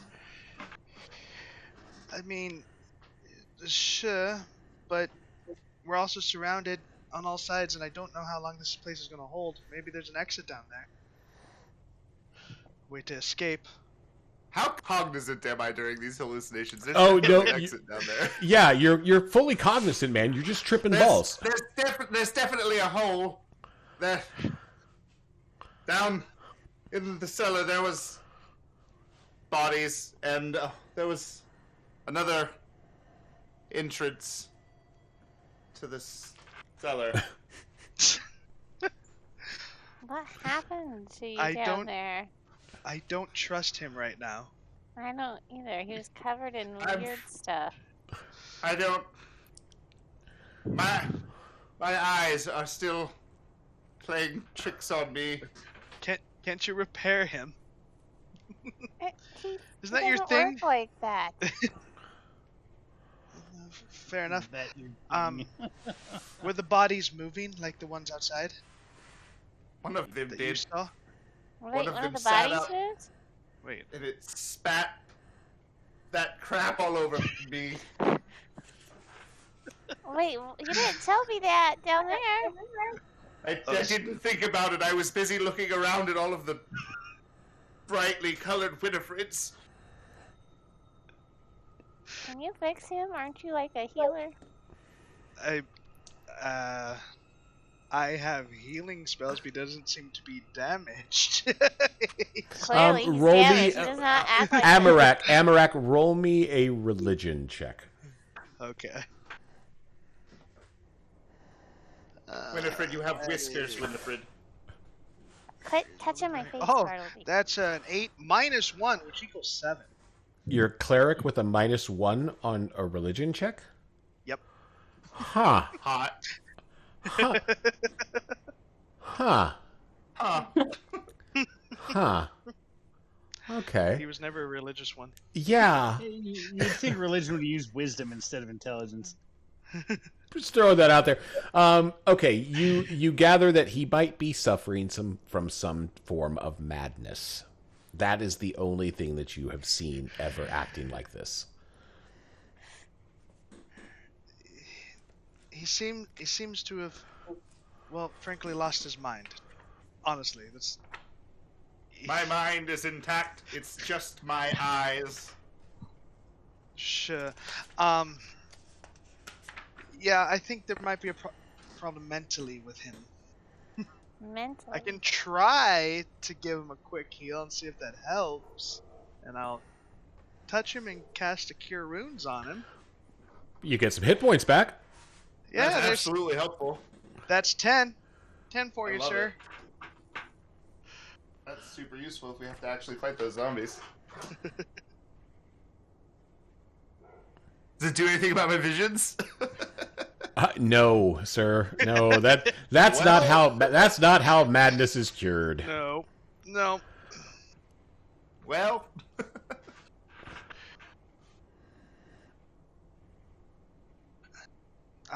Well, I don't know how long we're going to survive in this cottage anyway. Should we try to get down and see if there... He said there's a hole. I don't know if I trust him necessarily. But he didn't say it was a colorful Winifred hole. we're going down now. We've already climbed 4,793 stairs. And he looks at there's 4,093 more to go. You need to fix your robot. It doesn't work like that. All right, and guys, and this is an important clarification we should all talk about with Warforged. Warforged not actually robots; they are sentient entities. Just so you know, they're not necessarily. These are not. Yes, they were created, but they actually have personalities and, dare I say, a soul. So always keep that in mind when we are talking about our Warforged, that they are not actually robots. They are, in fact, sentient beings. Just they've been manufactured, made of stuff and bits. Still has feelings. I have feelings. I am not an object. All right, so if we go really quickly, Noelia, what else you got? Anything else you want to do? I'm gonna come back out of the room at the commotion. Bartleby's kind of loud right now. I'm like, what the heck's wrong with you? My eyes. And he looks over at Noelia, and there's just a cloud of Noelias floating through the room. You look so peaceful. And he just watches the cloud Noelia drift. Mind link with him? And, Oh, good lord. Nice. You lost your mind? No, I know exactly where my mind is, just... I'll be saying that telepathically into your head. Well, I respond out loud because system's doing other things right now. Can't focus on that. I'm looking at like the Hawthorne that keeps turning in like a donut and stretching inside out and coming back together, and like the sprocket that's like a big tube of spaghetti. Like there's all kind of crazy shit going on. Sammy has done drugs in the past. If he can actually tell us about these visions, I don't want to out you in front of everyone, but you're defining a few acid trips that I may have been on in my entire life. So that's neat. Because the snozberries do in fact taste like snozberries. Better watch yourself. All right, guys.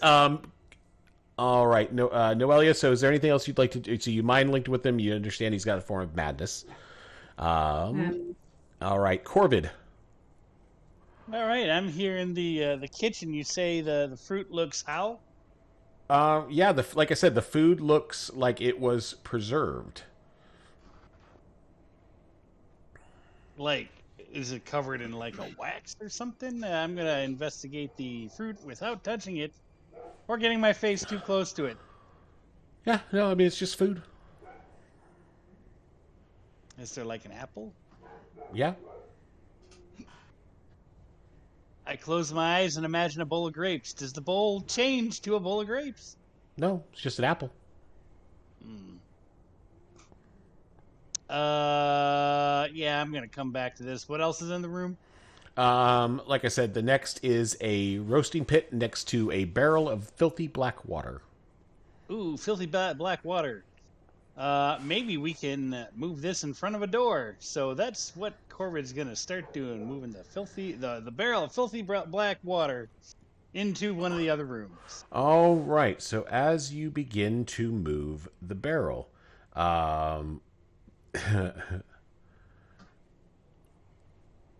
roll me an athletics check. 11. All right. Yeah, you're manhandling it. The water is splishing around you. As you begin to move the water splashes up on you, and a hand comes up and grips your chest right here. Oh God, he's gonna pull my feathers out. Well, I'm going to slap the hand back down and keep rolling the barrel if I can. Okay, roll initiative, sir. Roll initiative. Shemp is not going to have this. As you, all right. Yep. Okay. So Shemp, the disembodied hand, says, "F you, Corbett. I'm not scared of you." A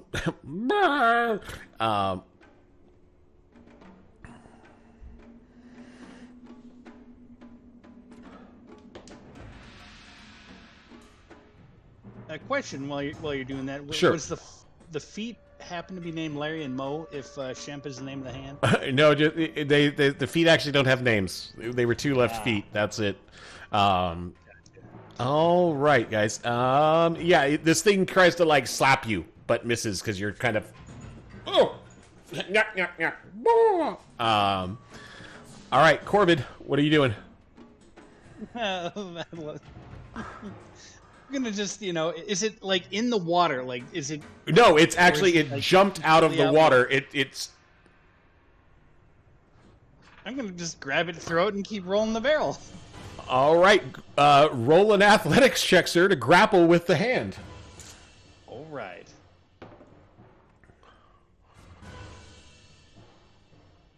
Be careful. 17. Yes, so you're able to grapple the hand. You end up throwing it. And yes. All right, keep doing what I'm doing. I'm gonna just look at the hand and. Yep, and it comes at you again, sir, and just jumps through the air,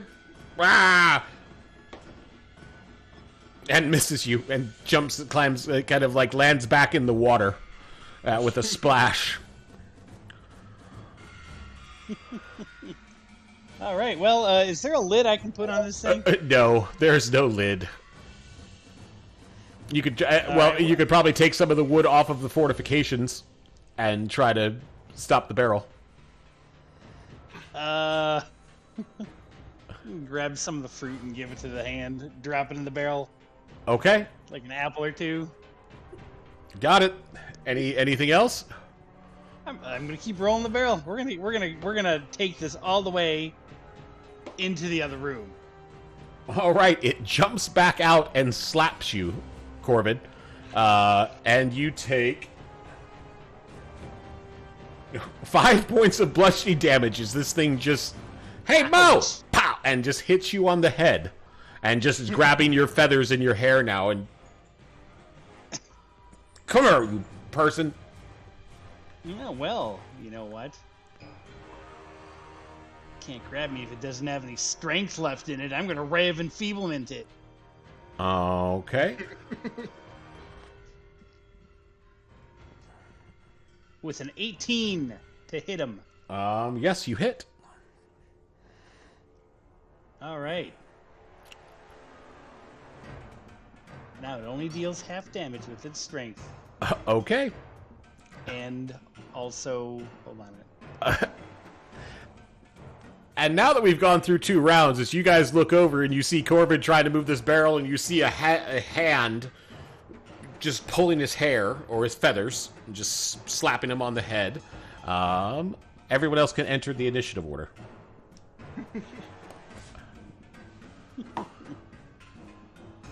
It's 21. 19. 18.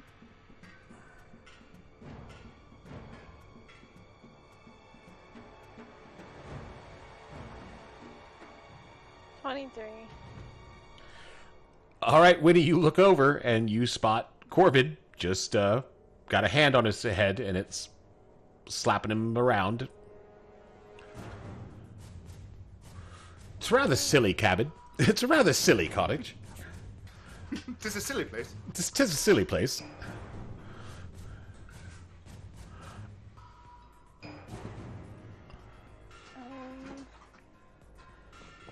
I'm gonna try to punch it. Okay, so you run over and you're climbing up Corbin. Corbin, how tall are you? 6'1". Okay. You Wait, got how tall are you? Cut out for me. 6'1". Oh, never mind. You're too tall. Let's throw a Your mother boomerang said at it. stop climbing inside.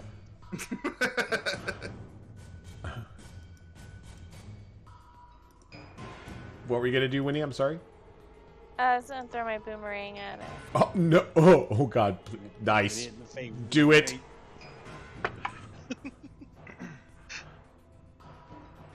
24. Yep. Roll damage. Ooh, max damage. 9. Winnie coming in clutch and just knocking this thing off your head, Corbin, with a boomerang. As Winnie like raises her hand again and catches the boomerang as it comes back, because that's just how it worked in my head. And as the disembodied hand falls to the ground, Corbin, you do look down and you actually see a wolf tattoo on the hand. A wolf. That's a wolf. I'm drawing with my left hand, but there, like that. That's not a half bad. Holy smoke, that's not a half bad. Hold on, look at that. Did you say if shrimp really was good a wolf, right or a Johnny. left That's hand? actually pretty good. I just look at how good I did. Look at that. That was just a little me grabbing a pen and just what. I might get that tattoo. That's pretty badass. Fucking talented guy. Oh right, sorry. That's pretty cool. All right. Shemp, is he right or left-handed? Shemp is a right hand. Gotcha.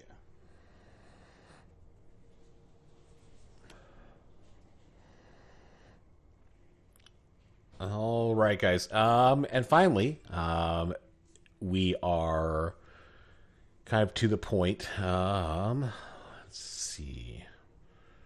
Are we starting to hear knocks on the outside of the cabin? Is that what you're saying? You started to hear knocks, but or even worse, what was once distant moaning has grown into loud, hideous cries just outside the cottage walls. The wails are unnatural, disturbing. Something in the moorland is coming to snuff out your existence. As the moans build to an unbearable cacophony, and then suddenly stop. All is silent.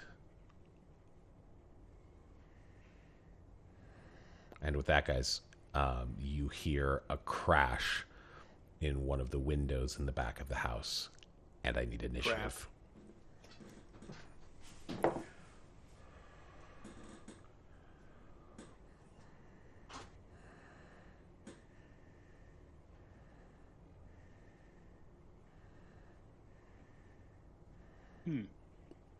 Amarak, Yes. initiative. Oh boy. Okay.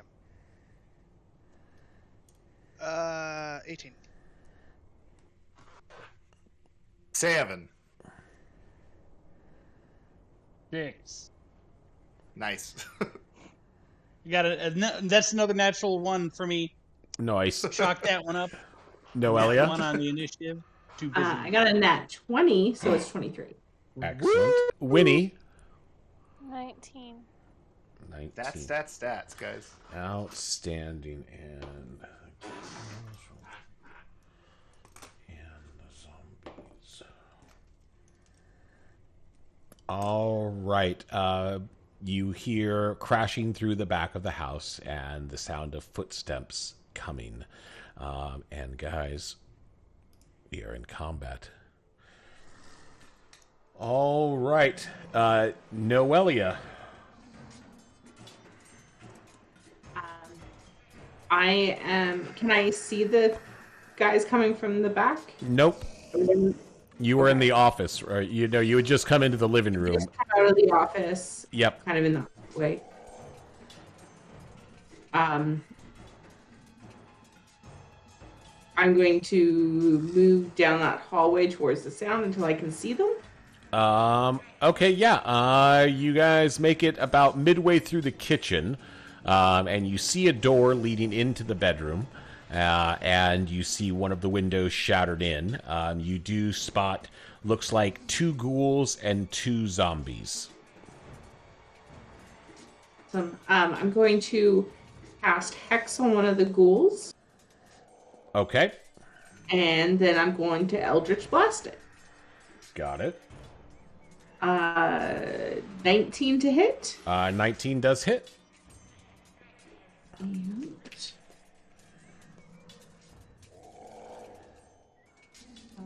8, 12 plus 6 is 18 damage. Whoa! Yeah, this thing is staggered back by the Eldritch Blast, but keeps coming. All right. Amarak. Alrighty.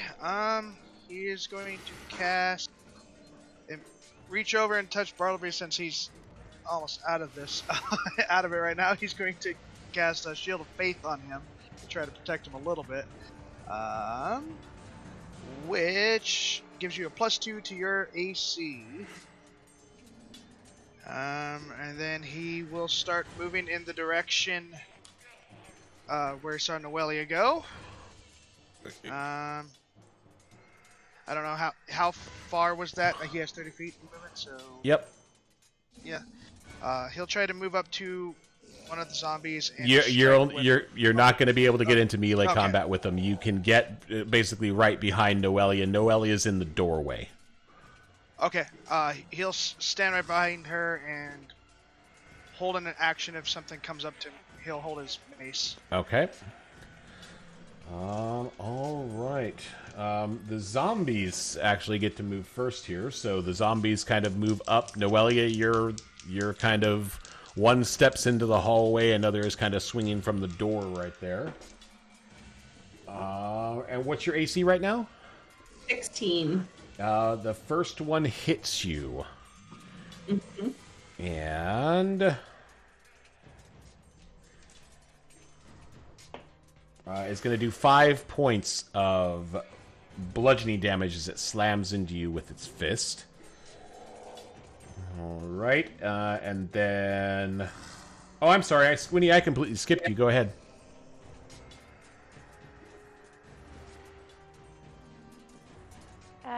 Can I get to her there?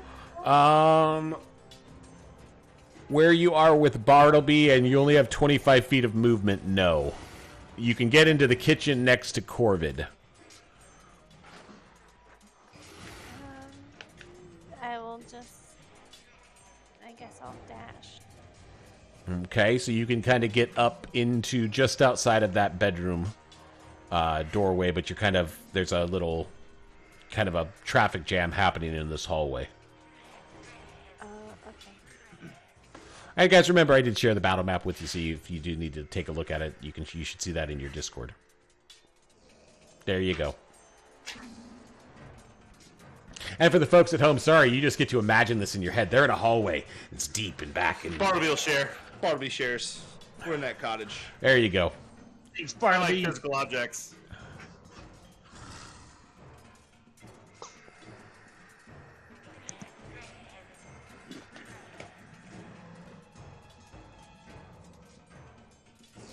Winnie, you got anything? No, I use my action to dash. Oh, got it. Okay, sorry. That's fine. All right, so that was that. That was that. Amarak is already gone. Okay, we are at the ghouls. The ghouls are going to kind of... they're not going to be able to do anything right now.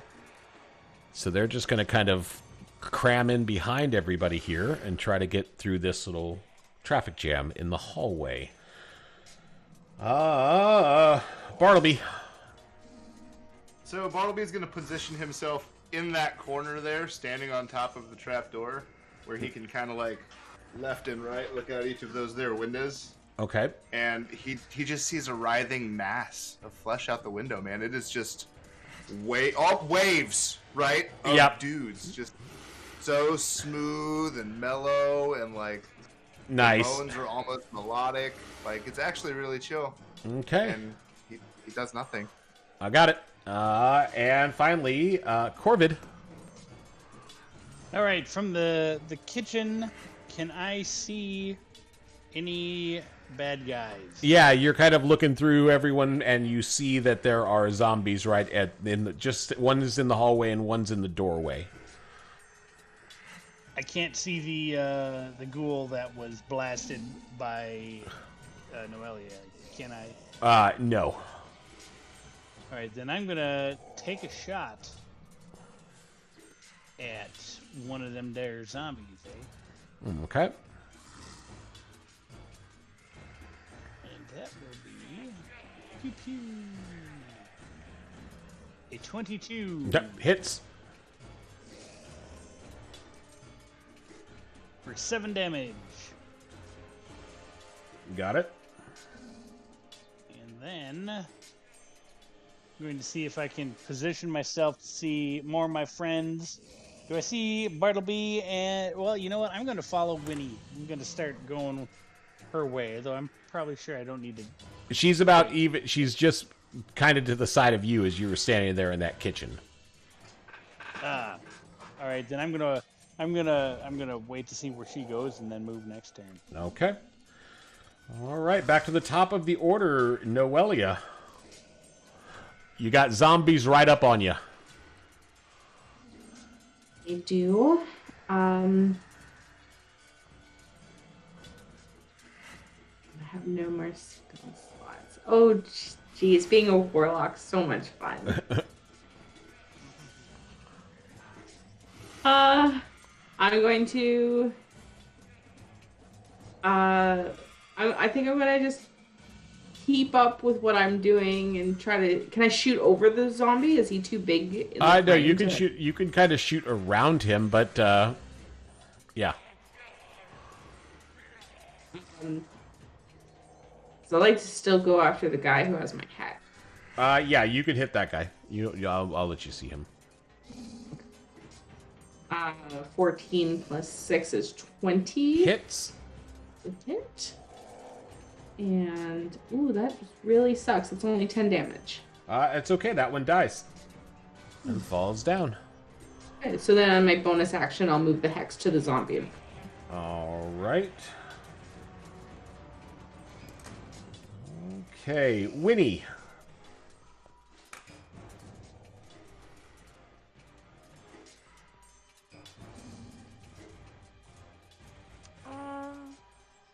So can I get there now?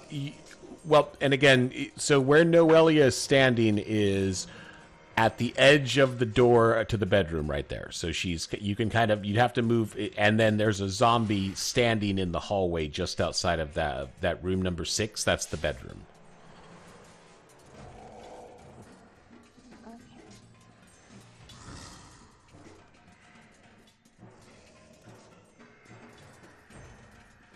Sorry, I'm having a really hard time focusing. Sorry. Do I see anything like attacking her? Yeah, 2 zombies. Okay. I'm just gonna throw a firebolt at one. Okay. Oh, okay.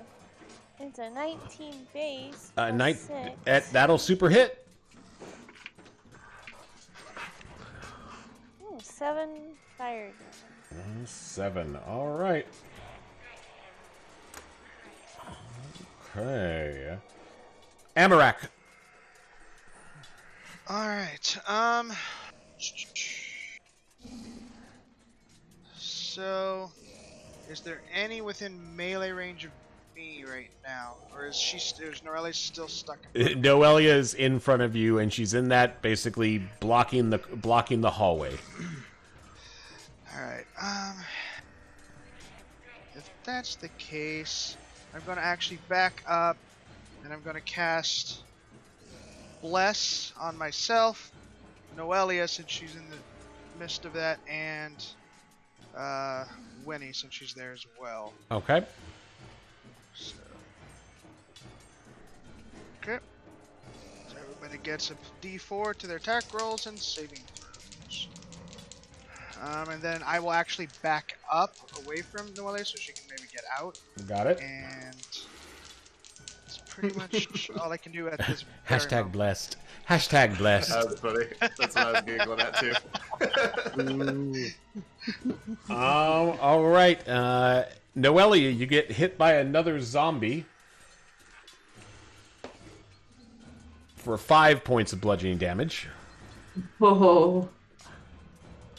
Okay, Noelia is just barely standing. It hurt so bad it hit my face. Bloody. All right, and zombies. The ghouls still can't do anything, so they're hanging out. There's only one left there. All right, Bartleby. Bartleby. So, have any of the Grey Dogs moved at all? Have they taken any kind of firing No. positions, or are they just absolutely cowarding? They are just they're just kind of like they're all kind of tucked back into that corner, in the kind of on the side of the fireplace with all of their arrows drawn. This is their last stand. Man, they're not. All right. So, what do I see out my windows in the writhing mass of flesh? But as you're kind of peeking out, you don't see anything right now. These are, and again, Winnie's done a good job of boarding up this room. Well, I mean, I don't want to go stand in the fucking hallway and be in everyone else's way either. I guess I'll move to the top of 3 there by that circle and shout down the hallway and see how everyone's doing. Okay. They say we feel blessed. Shout words of encouragement. We feel blessed. We feel blessed. But I don't want to get in there and get in the way of everybody like potentially retreating out. So. Okay, got it. And finally, Corvid. All right, I'm going to take another shot at the first one that I hit Okay. with the crossbow.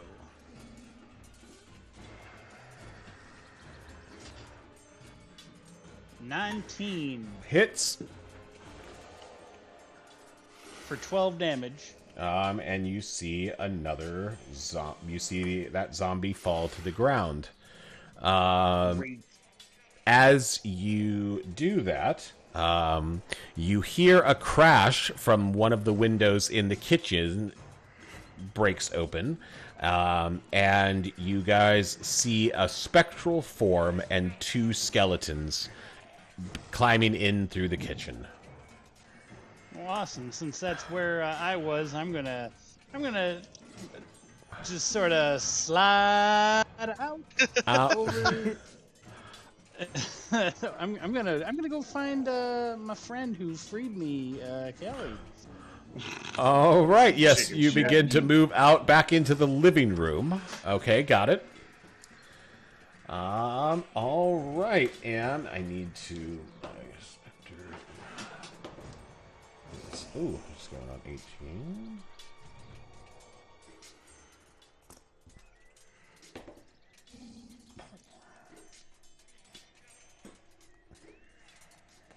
All right. So, guys, these are just inside that window inside of the kitchen. Just looks like they just kind of all piled in there. Back in the turn order, Winnie, is you hear the crash behind you. You do see, like I said, a spectral figure and 2 zombies. Or, I'm sorry, 2 skeletons enter right there. Okay. I will fire bolt one of the skeletons. Okay.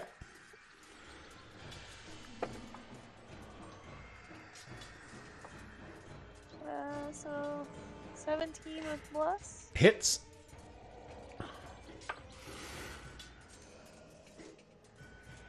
Well, 7 fired yet. Okay.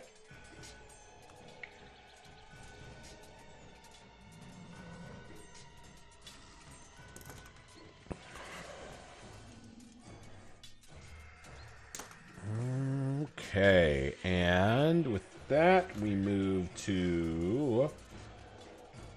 That was Winnie. Oh, sorry, Noelia. I skipped you.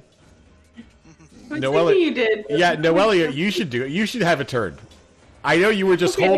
holding an action for Winnie to go first and do something, and then it was your turn. I got you. Yeah. I think it's gonna. Even if I ran away, I can't even do it. You know, I'm gonna depend on my friends. We can call them that.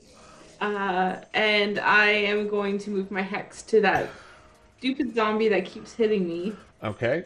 I try to bring him down.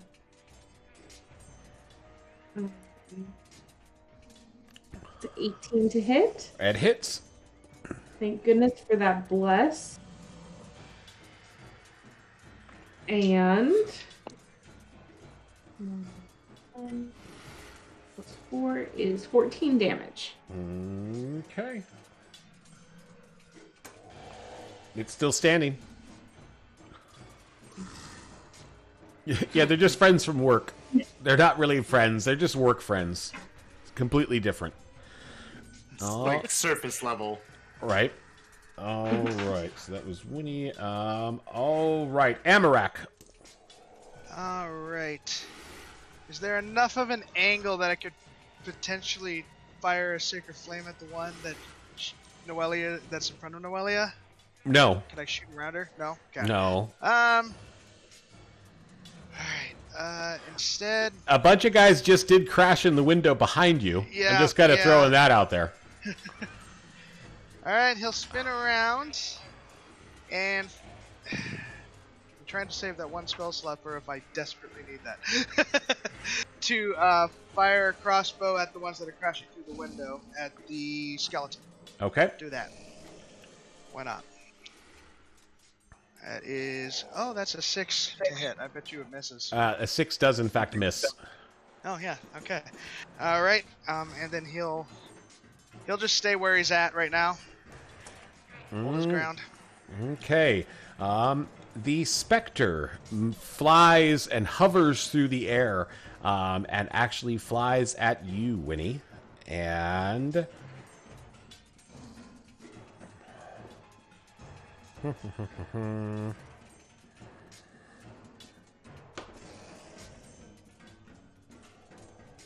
Winnie, what's your AC?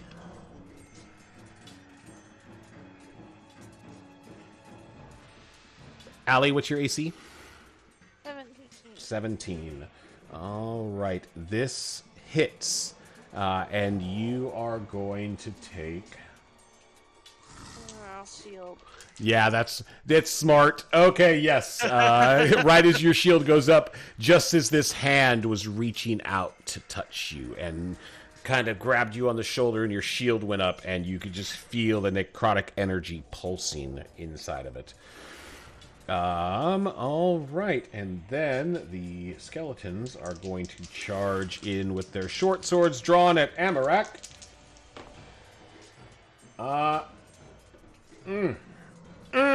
Come on, skeletons. Get you some.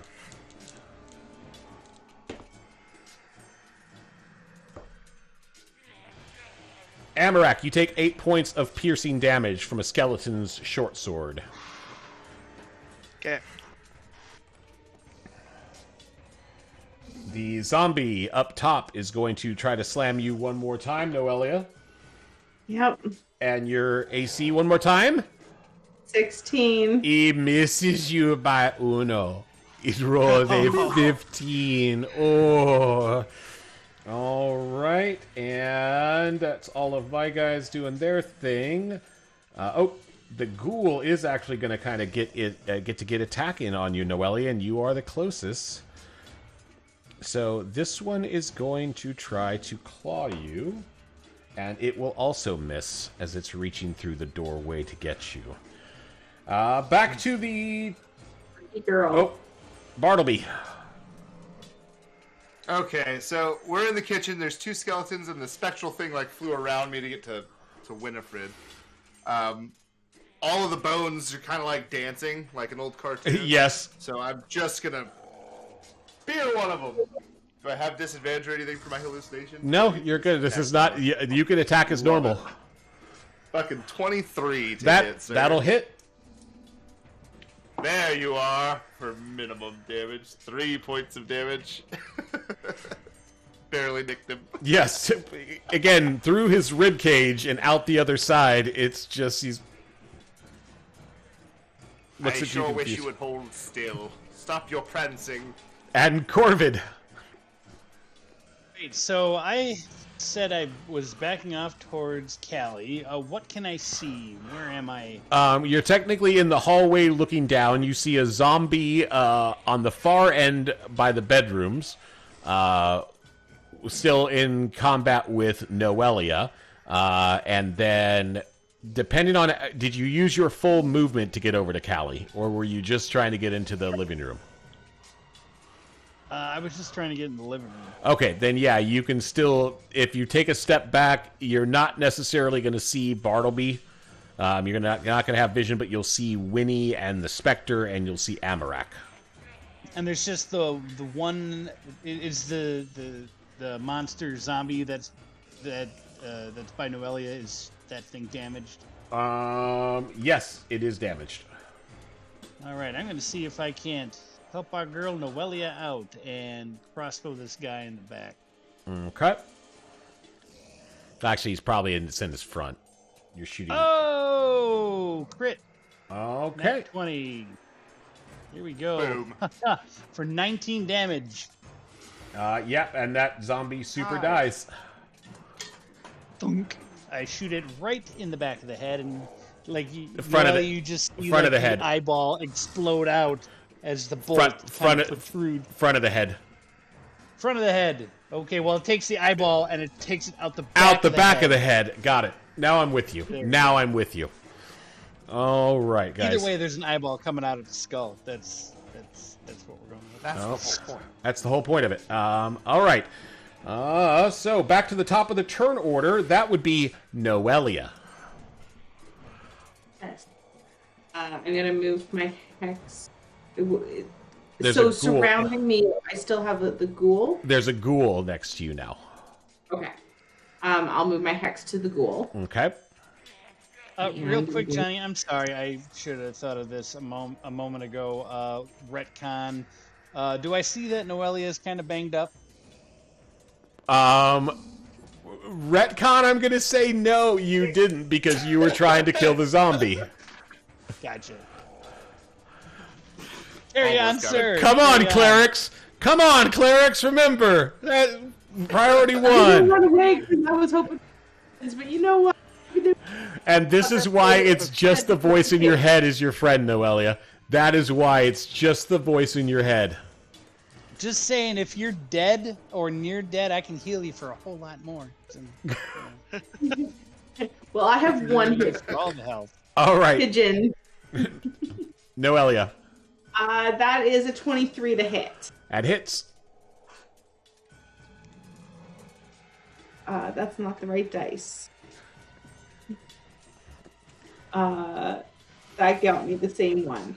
So it's a 3 plus 4 is 7 plus 5 is 12.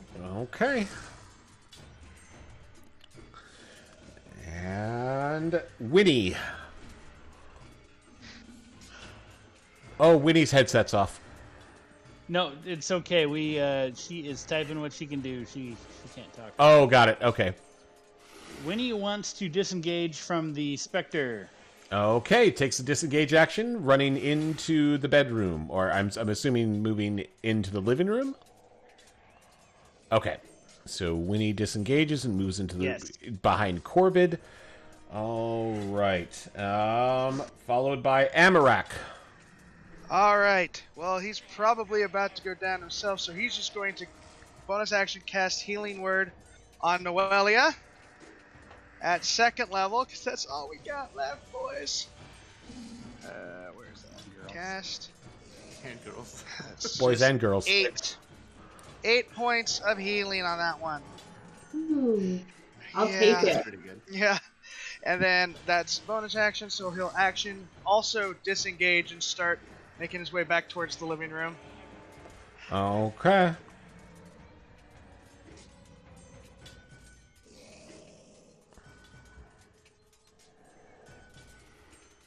Okay, and from there, the Spectre turns, and the closest one now is Bartleby. Don't. I can't fight you, you ethereal bitch. Go away.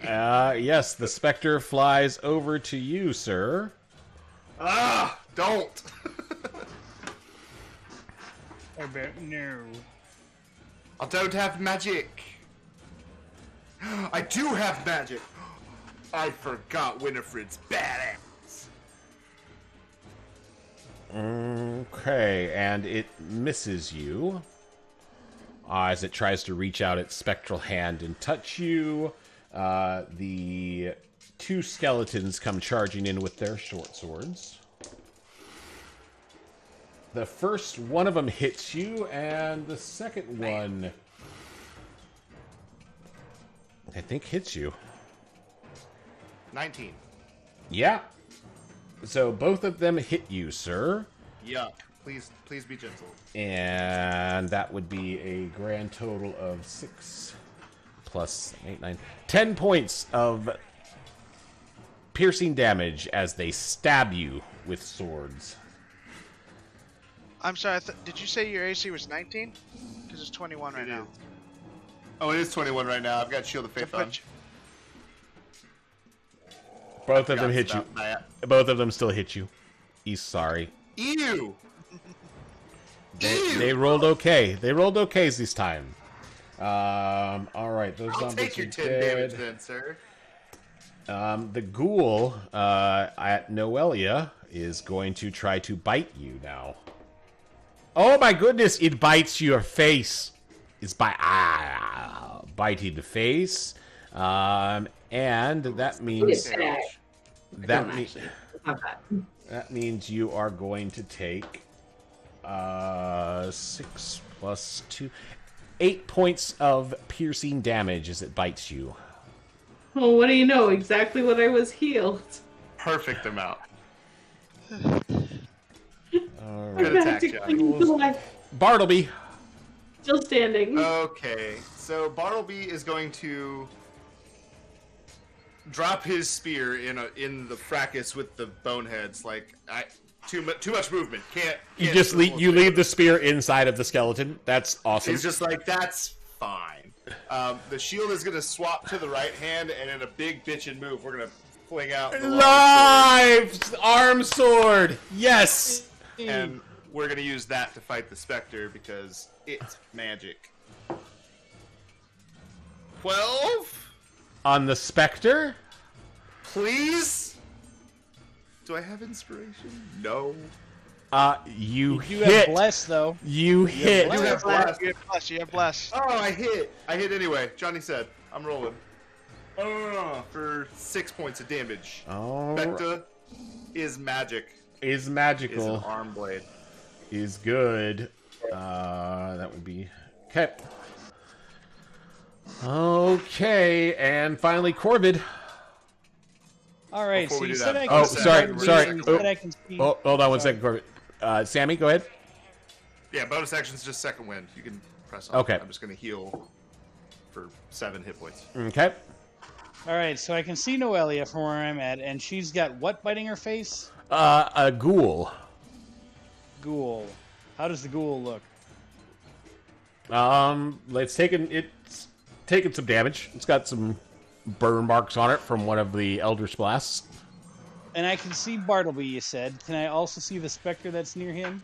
Yes. And Bartleby's actually surrounded by a specter and 2 skeletons now. All right. Ooh. Well, I think we should take out one of them there skeletons. So the first thing I'm going to do is shoot at one of the skeletons near Bartleby. Okay. Come on, roll. Oh, that was so close to being another crit, but it's a 21 Okay, that hits. for 6 damage. Okay. And then bonus action healing word on Noelia. Okay. 4. All of 5 health. And one of the skeletons went down around Bartleby. Woo! Woo! Yeah, you update it here right now. All right, so running count, guys. As we got to the end of this round, we have one skeleton, one specter, and one ghoul. However, Noelia, as you look up, you see more beasts crawling in the back window through the bedroom. You see a shadow moving, and 3 more zombies coming.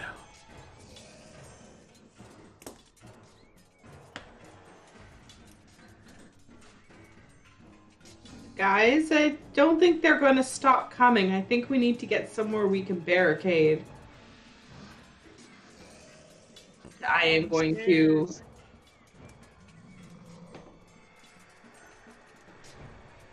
And then the ghoul's actually on me, still biting me? Yes. There's still a ghoul, So I'm like, going to in... Eldritch Blast him. Okay. 15 plus 6 is 21. All right, hits. 4, 8, 13 damage. And that ghoul dies. Okay. And then I am going to... Oh, what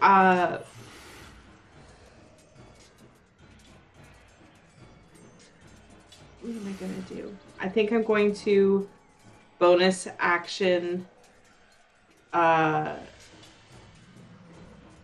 drink a healing potion that I took from the dead guy. Nice. With the carpets that I forgot Nice. I had it now. Did Oh, you yeah, know that's we a stole thing? that, didn't we? We stole that off that guy in the bar. Oh yeah, I have that one too.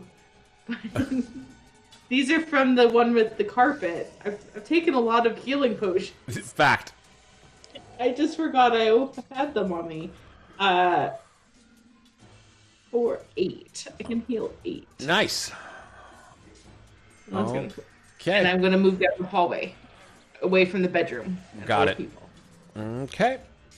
You can get basically... you're going to be stuck, like, right in the corner of the kitchen only because you have Corvid standing right at that entry point to be able to see stuff. Yeah. So, Feel better. all right, Winnie. Don't worry.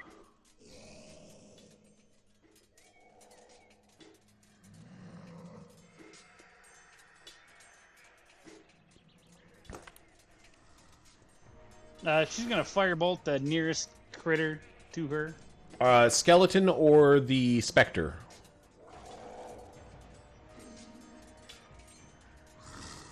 Skeleton. Okay. Roll to heat.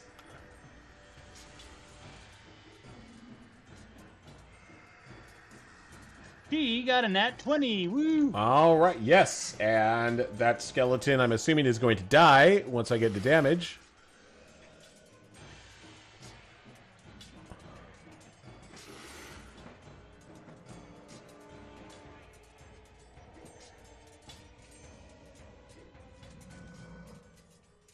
$14. Yes, the skeleton goes down. The skeleton is down! The skeleton is down! All right. Yay. All right. Any movement or anything? No? No. Got it. Amarak. Hearing Noelia, Amarek's gonna move towards the direction of the door for the cellar and say, "We need to get out of here. We can't. They're just gonna keep coming." And open the cellar door and try to direct people to head down there. But Roll if me we a don't go in, it's all roll me a my fault. persuasion check to see if you can get the Okay. gray dogs to start moving. Ooh, probably not. 8. Yeah, they're looking at you like, "Are you fucking crazy? We're not I'm going into the cellar? Oh, that's great, so we can die there. Fantastic." And again, where is the Oracle of War? Wherever they left it. In the living room for sure. Okay. Yeah. Yeah, they're probably, I'm guessing they're it's tucked in that back corner. They're hiding behind the Oracle. It's a big piece of cover. Makes sense. All right. So that's Amarak is opened up there. He's calling for people to come. All right. The Spectre reaching out for Bartleby.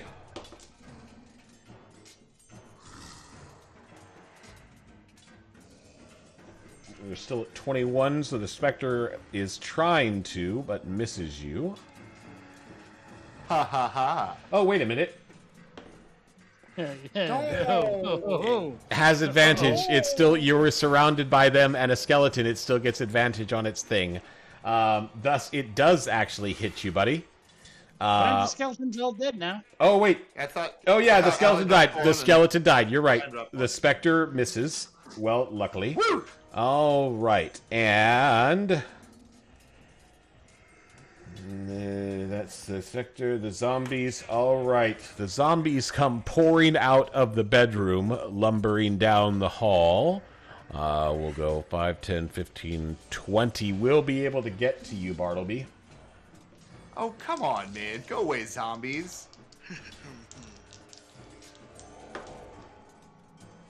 First zombie misses. Second zombie Nice. misses. Swell. Third zombie also. Jesus. Yeah, misses. Hi. So excellent. All right. The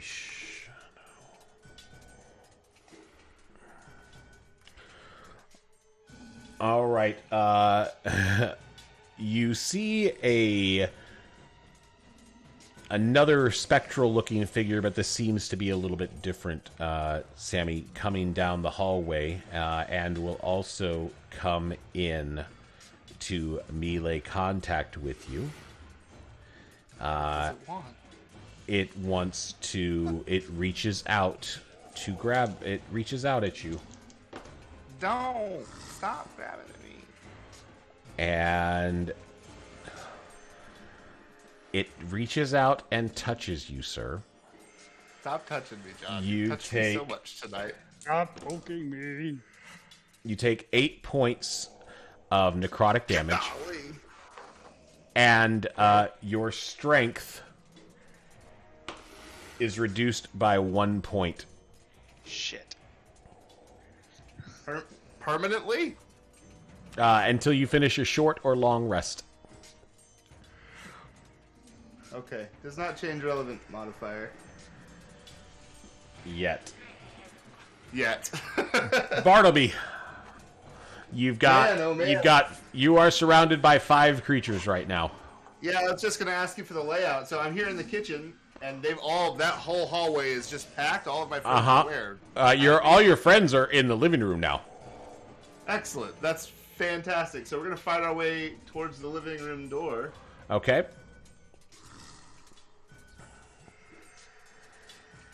Yep, I'm gonna fight my way towards the living room door, John. Back! Back, you demons! Okay. And longsword, the spirit. 22, the bigger spirit, sir, with a 22 to hit. So the Spectre or the Shadow? The guy that touched me and took my strength down. Oh, that guy was the Shadow, sir. Okay, well, he's gonna take the wrath of my sword. He will hit you, or you will hit him. My sword's wrath is wee. Not so Total much. of 4 damage. Okay, sir. Well done. That's solid. No. No. All right. And Corbin. How far did I make it fighting backwards? Well, and here's the thing: is if you're trying to fight backwards, you're not actually moving, if that makes sense, because you. Well, I figured they was all pushing this way. Are they not pushing this way? Well, I was trying to ride the wave. we're back up the yeah, but that's just not how the game mechanics work. Fair enough, man. If you want to, you would have to technically disengage, fall No, I'm back. not gonna let you hit me for free. Yeah, No, that's take the well. That disengage. yeah. Okay. So yeah, you're trying to move back, but they're swarming around you, and you're just having problems. Very well. We'll All disengage. right. And with that, we are Corvid. Corbin. All right, I'm going to cast Sanctuary on Bartleby and move towards the hole in the floor that Emrak is trying to get us down. I'm going to call out to Callie in Callie's voice, saying, I don't know, something heroic. Jesus, I don't even know. I'm going to try and convince her to follow me into the basement. Don't really care about her friends, just want to save her. All right, guys. And so this is going to be an interesting thing because I normally don't like to end my sessions on while combat is going on, but I think this is actually a beautiful thing. Corbin, roll me a persuasion check really quick. 9. All right, close enough. With advantage. Because you were talking directly to Callie. 17. There you go. All right, as they begin to move, they kind of bump into the Oracle of War. And as they hit the Oracle of War, the piece of paper that you had put in there earlier disappears. And you hear the Oracle start to crackle to life. And what you hear... The Oracle of War belches purple smoke and suddenly spouts the following words at a volume loud enough for everyone nearby to hear. And hold on, I need to... When dark lanterns flicker in the light of the silver torch, the king in green rides north on a bolt of steel. 2 nations prepare for war. As all eyes turn to sky blue, the Oracle trembles, then simply repeats. 3rd protocol activated. 3rd protocol activated. 3rd protocol activated. That does not sound good. And with that, guys, as you guys are in combat...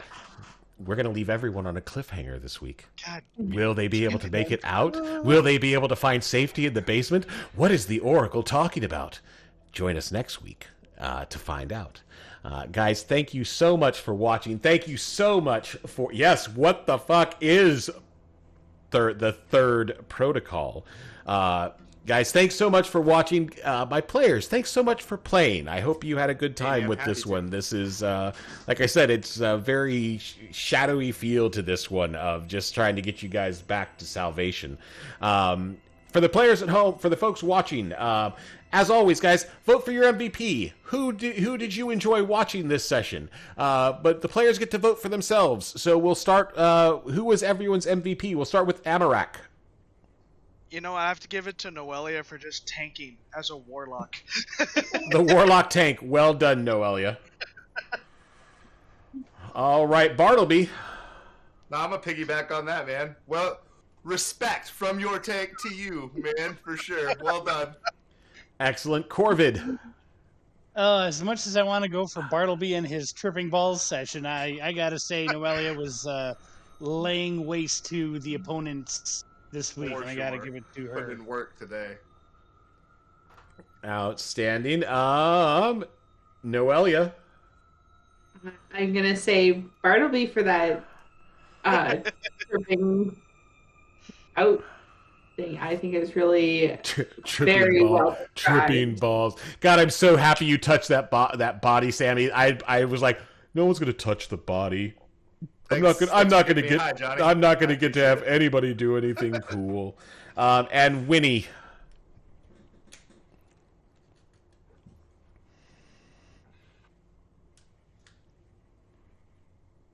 And no one Elia. more. Noelia. All right, Noelia, you are the players' vote for MVP. Let's see. I've got votes for a Shroombot getting one.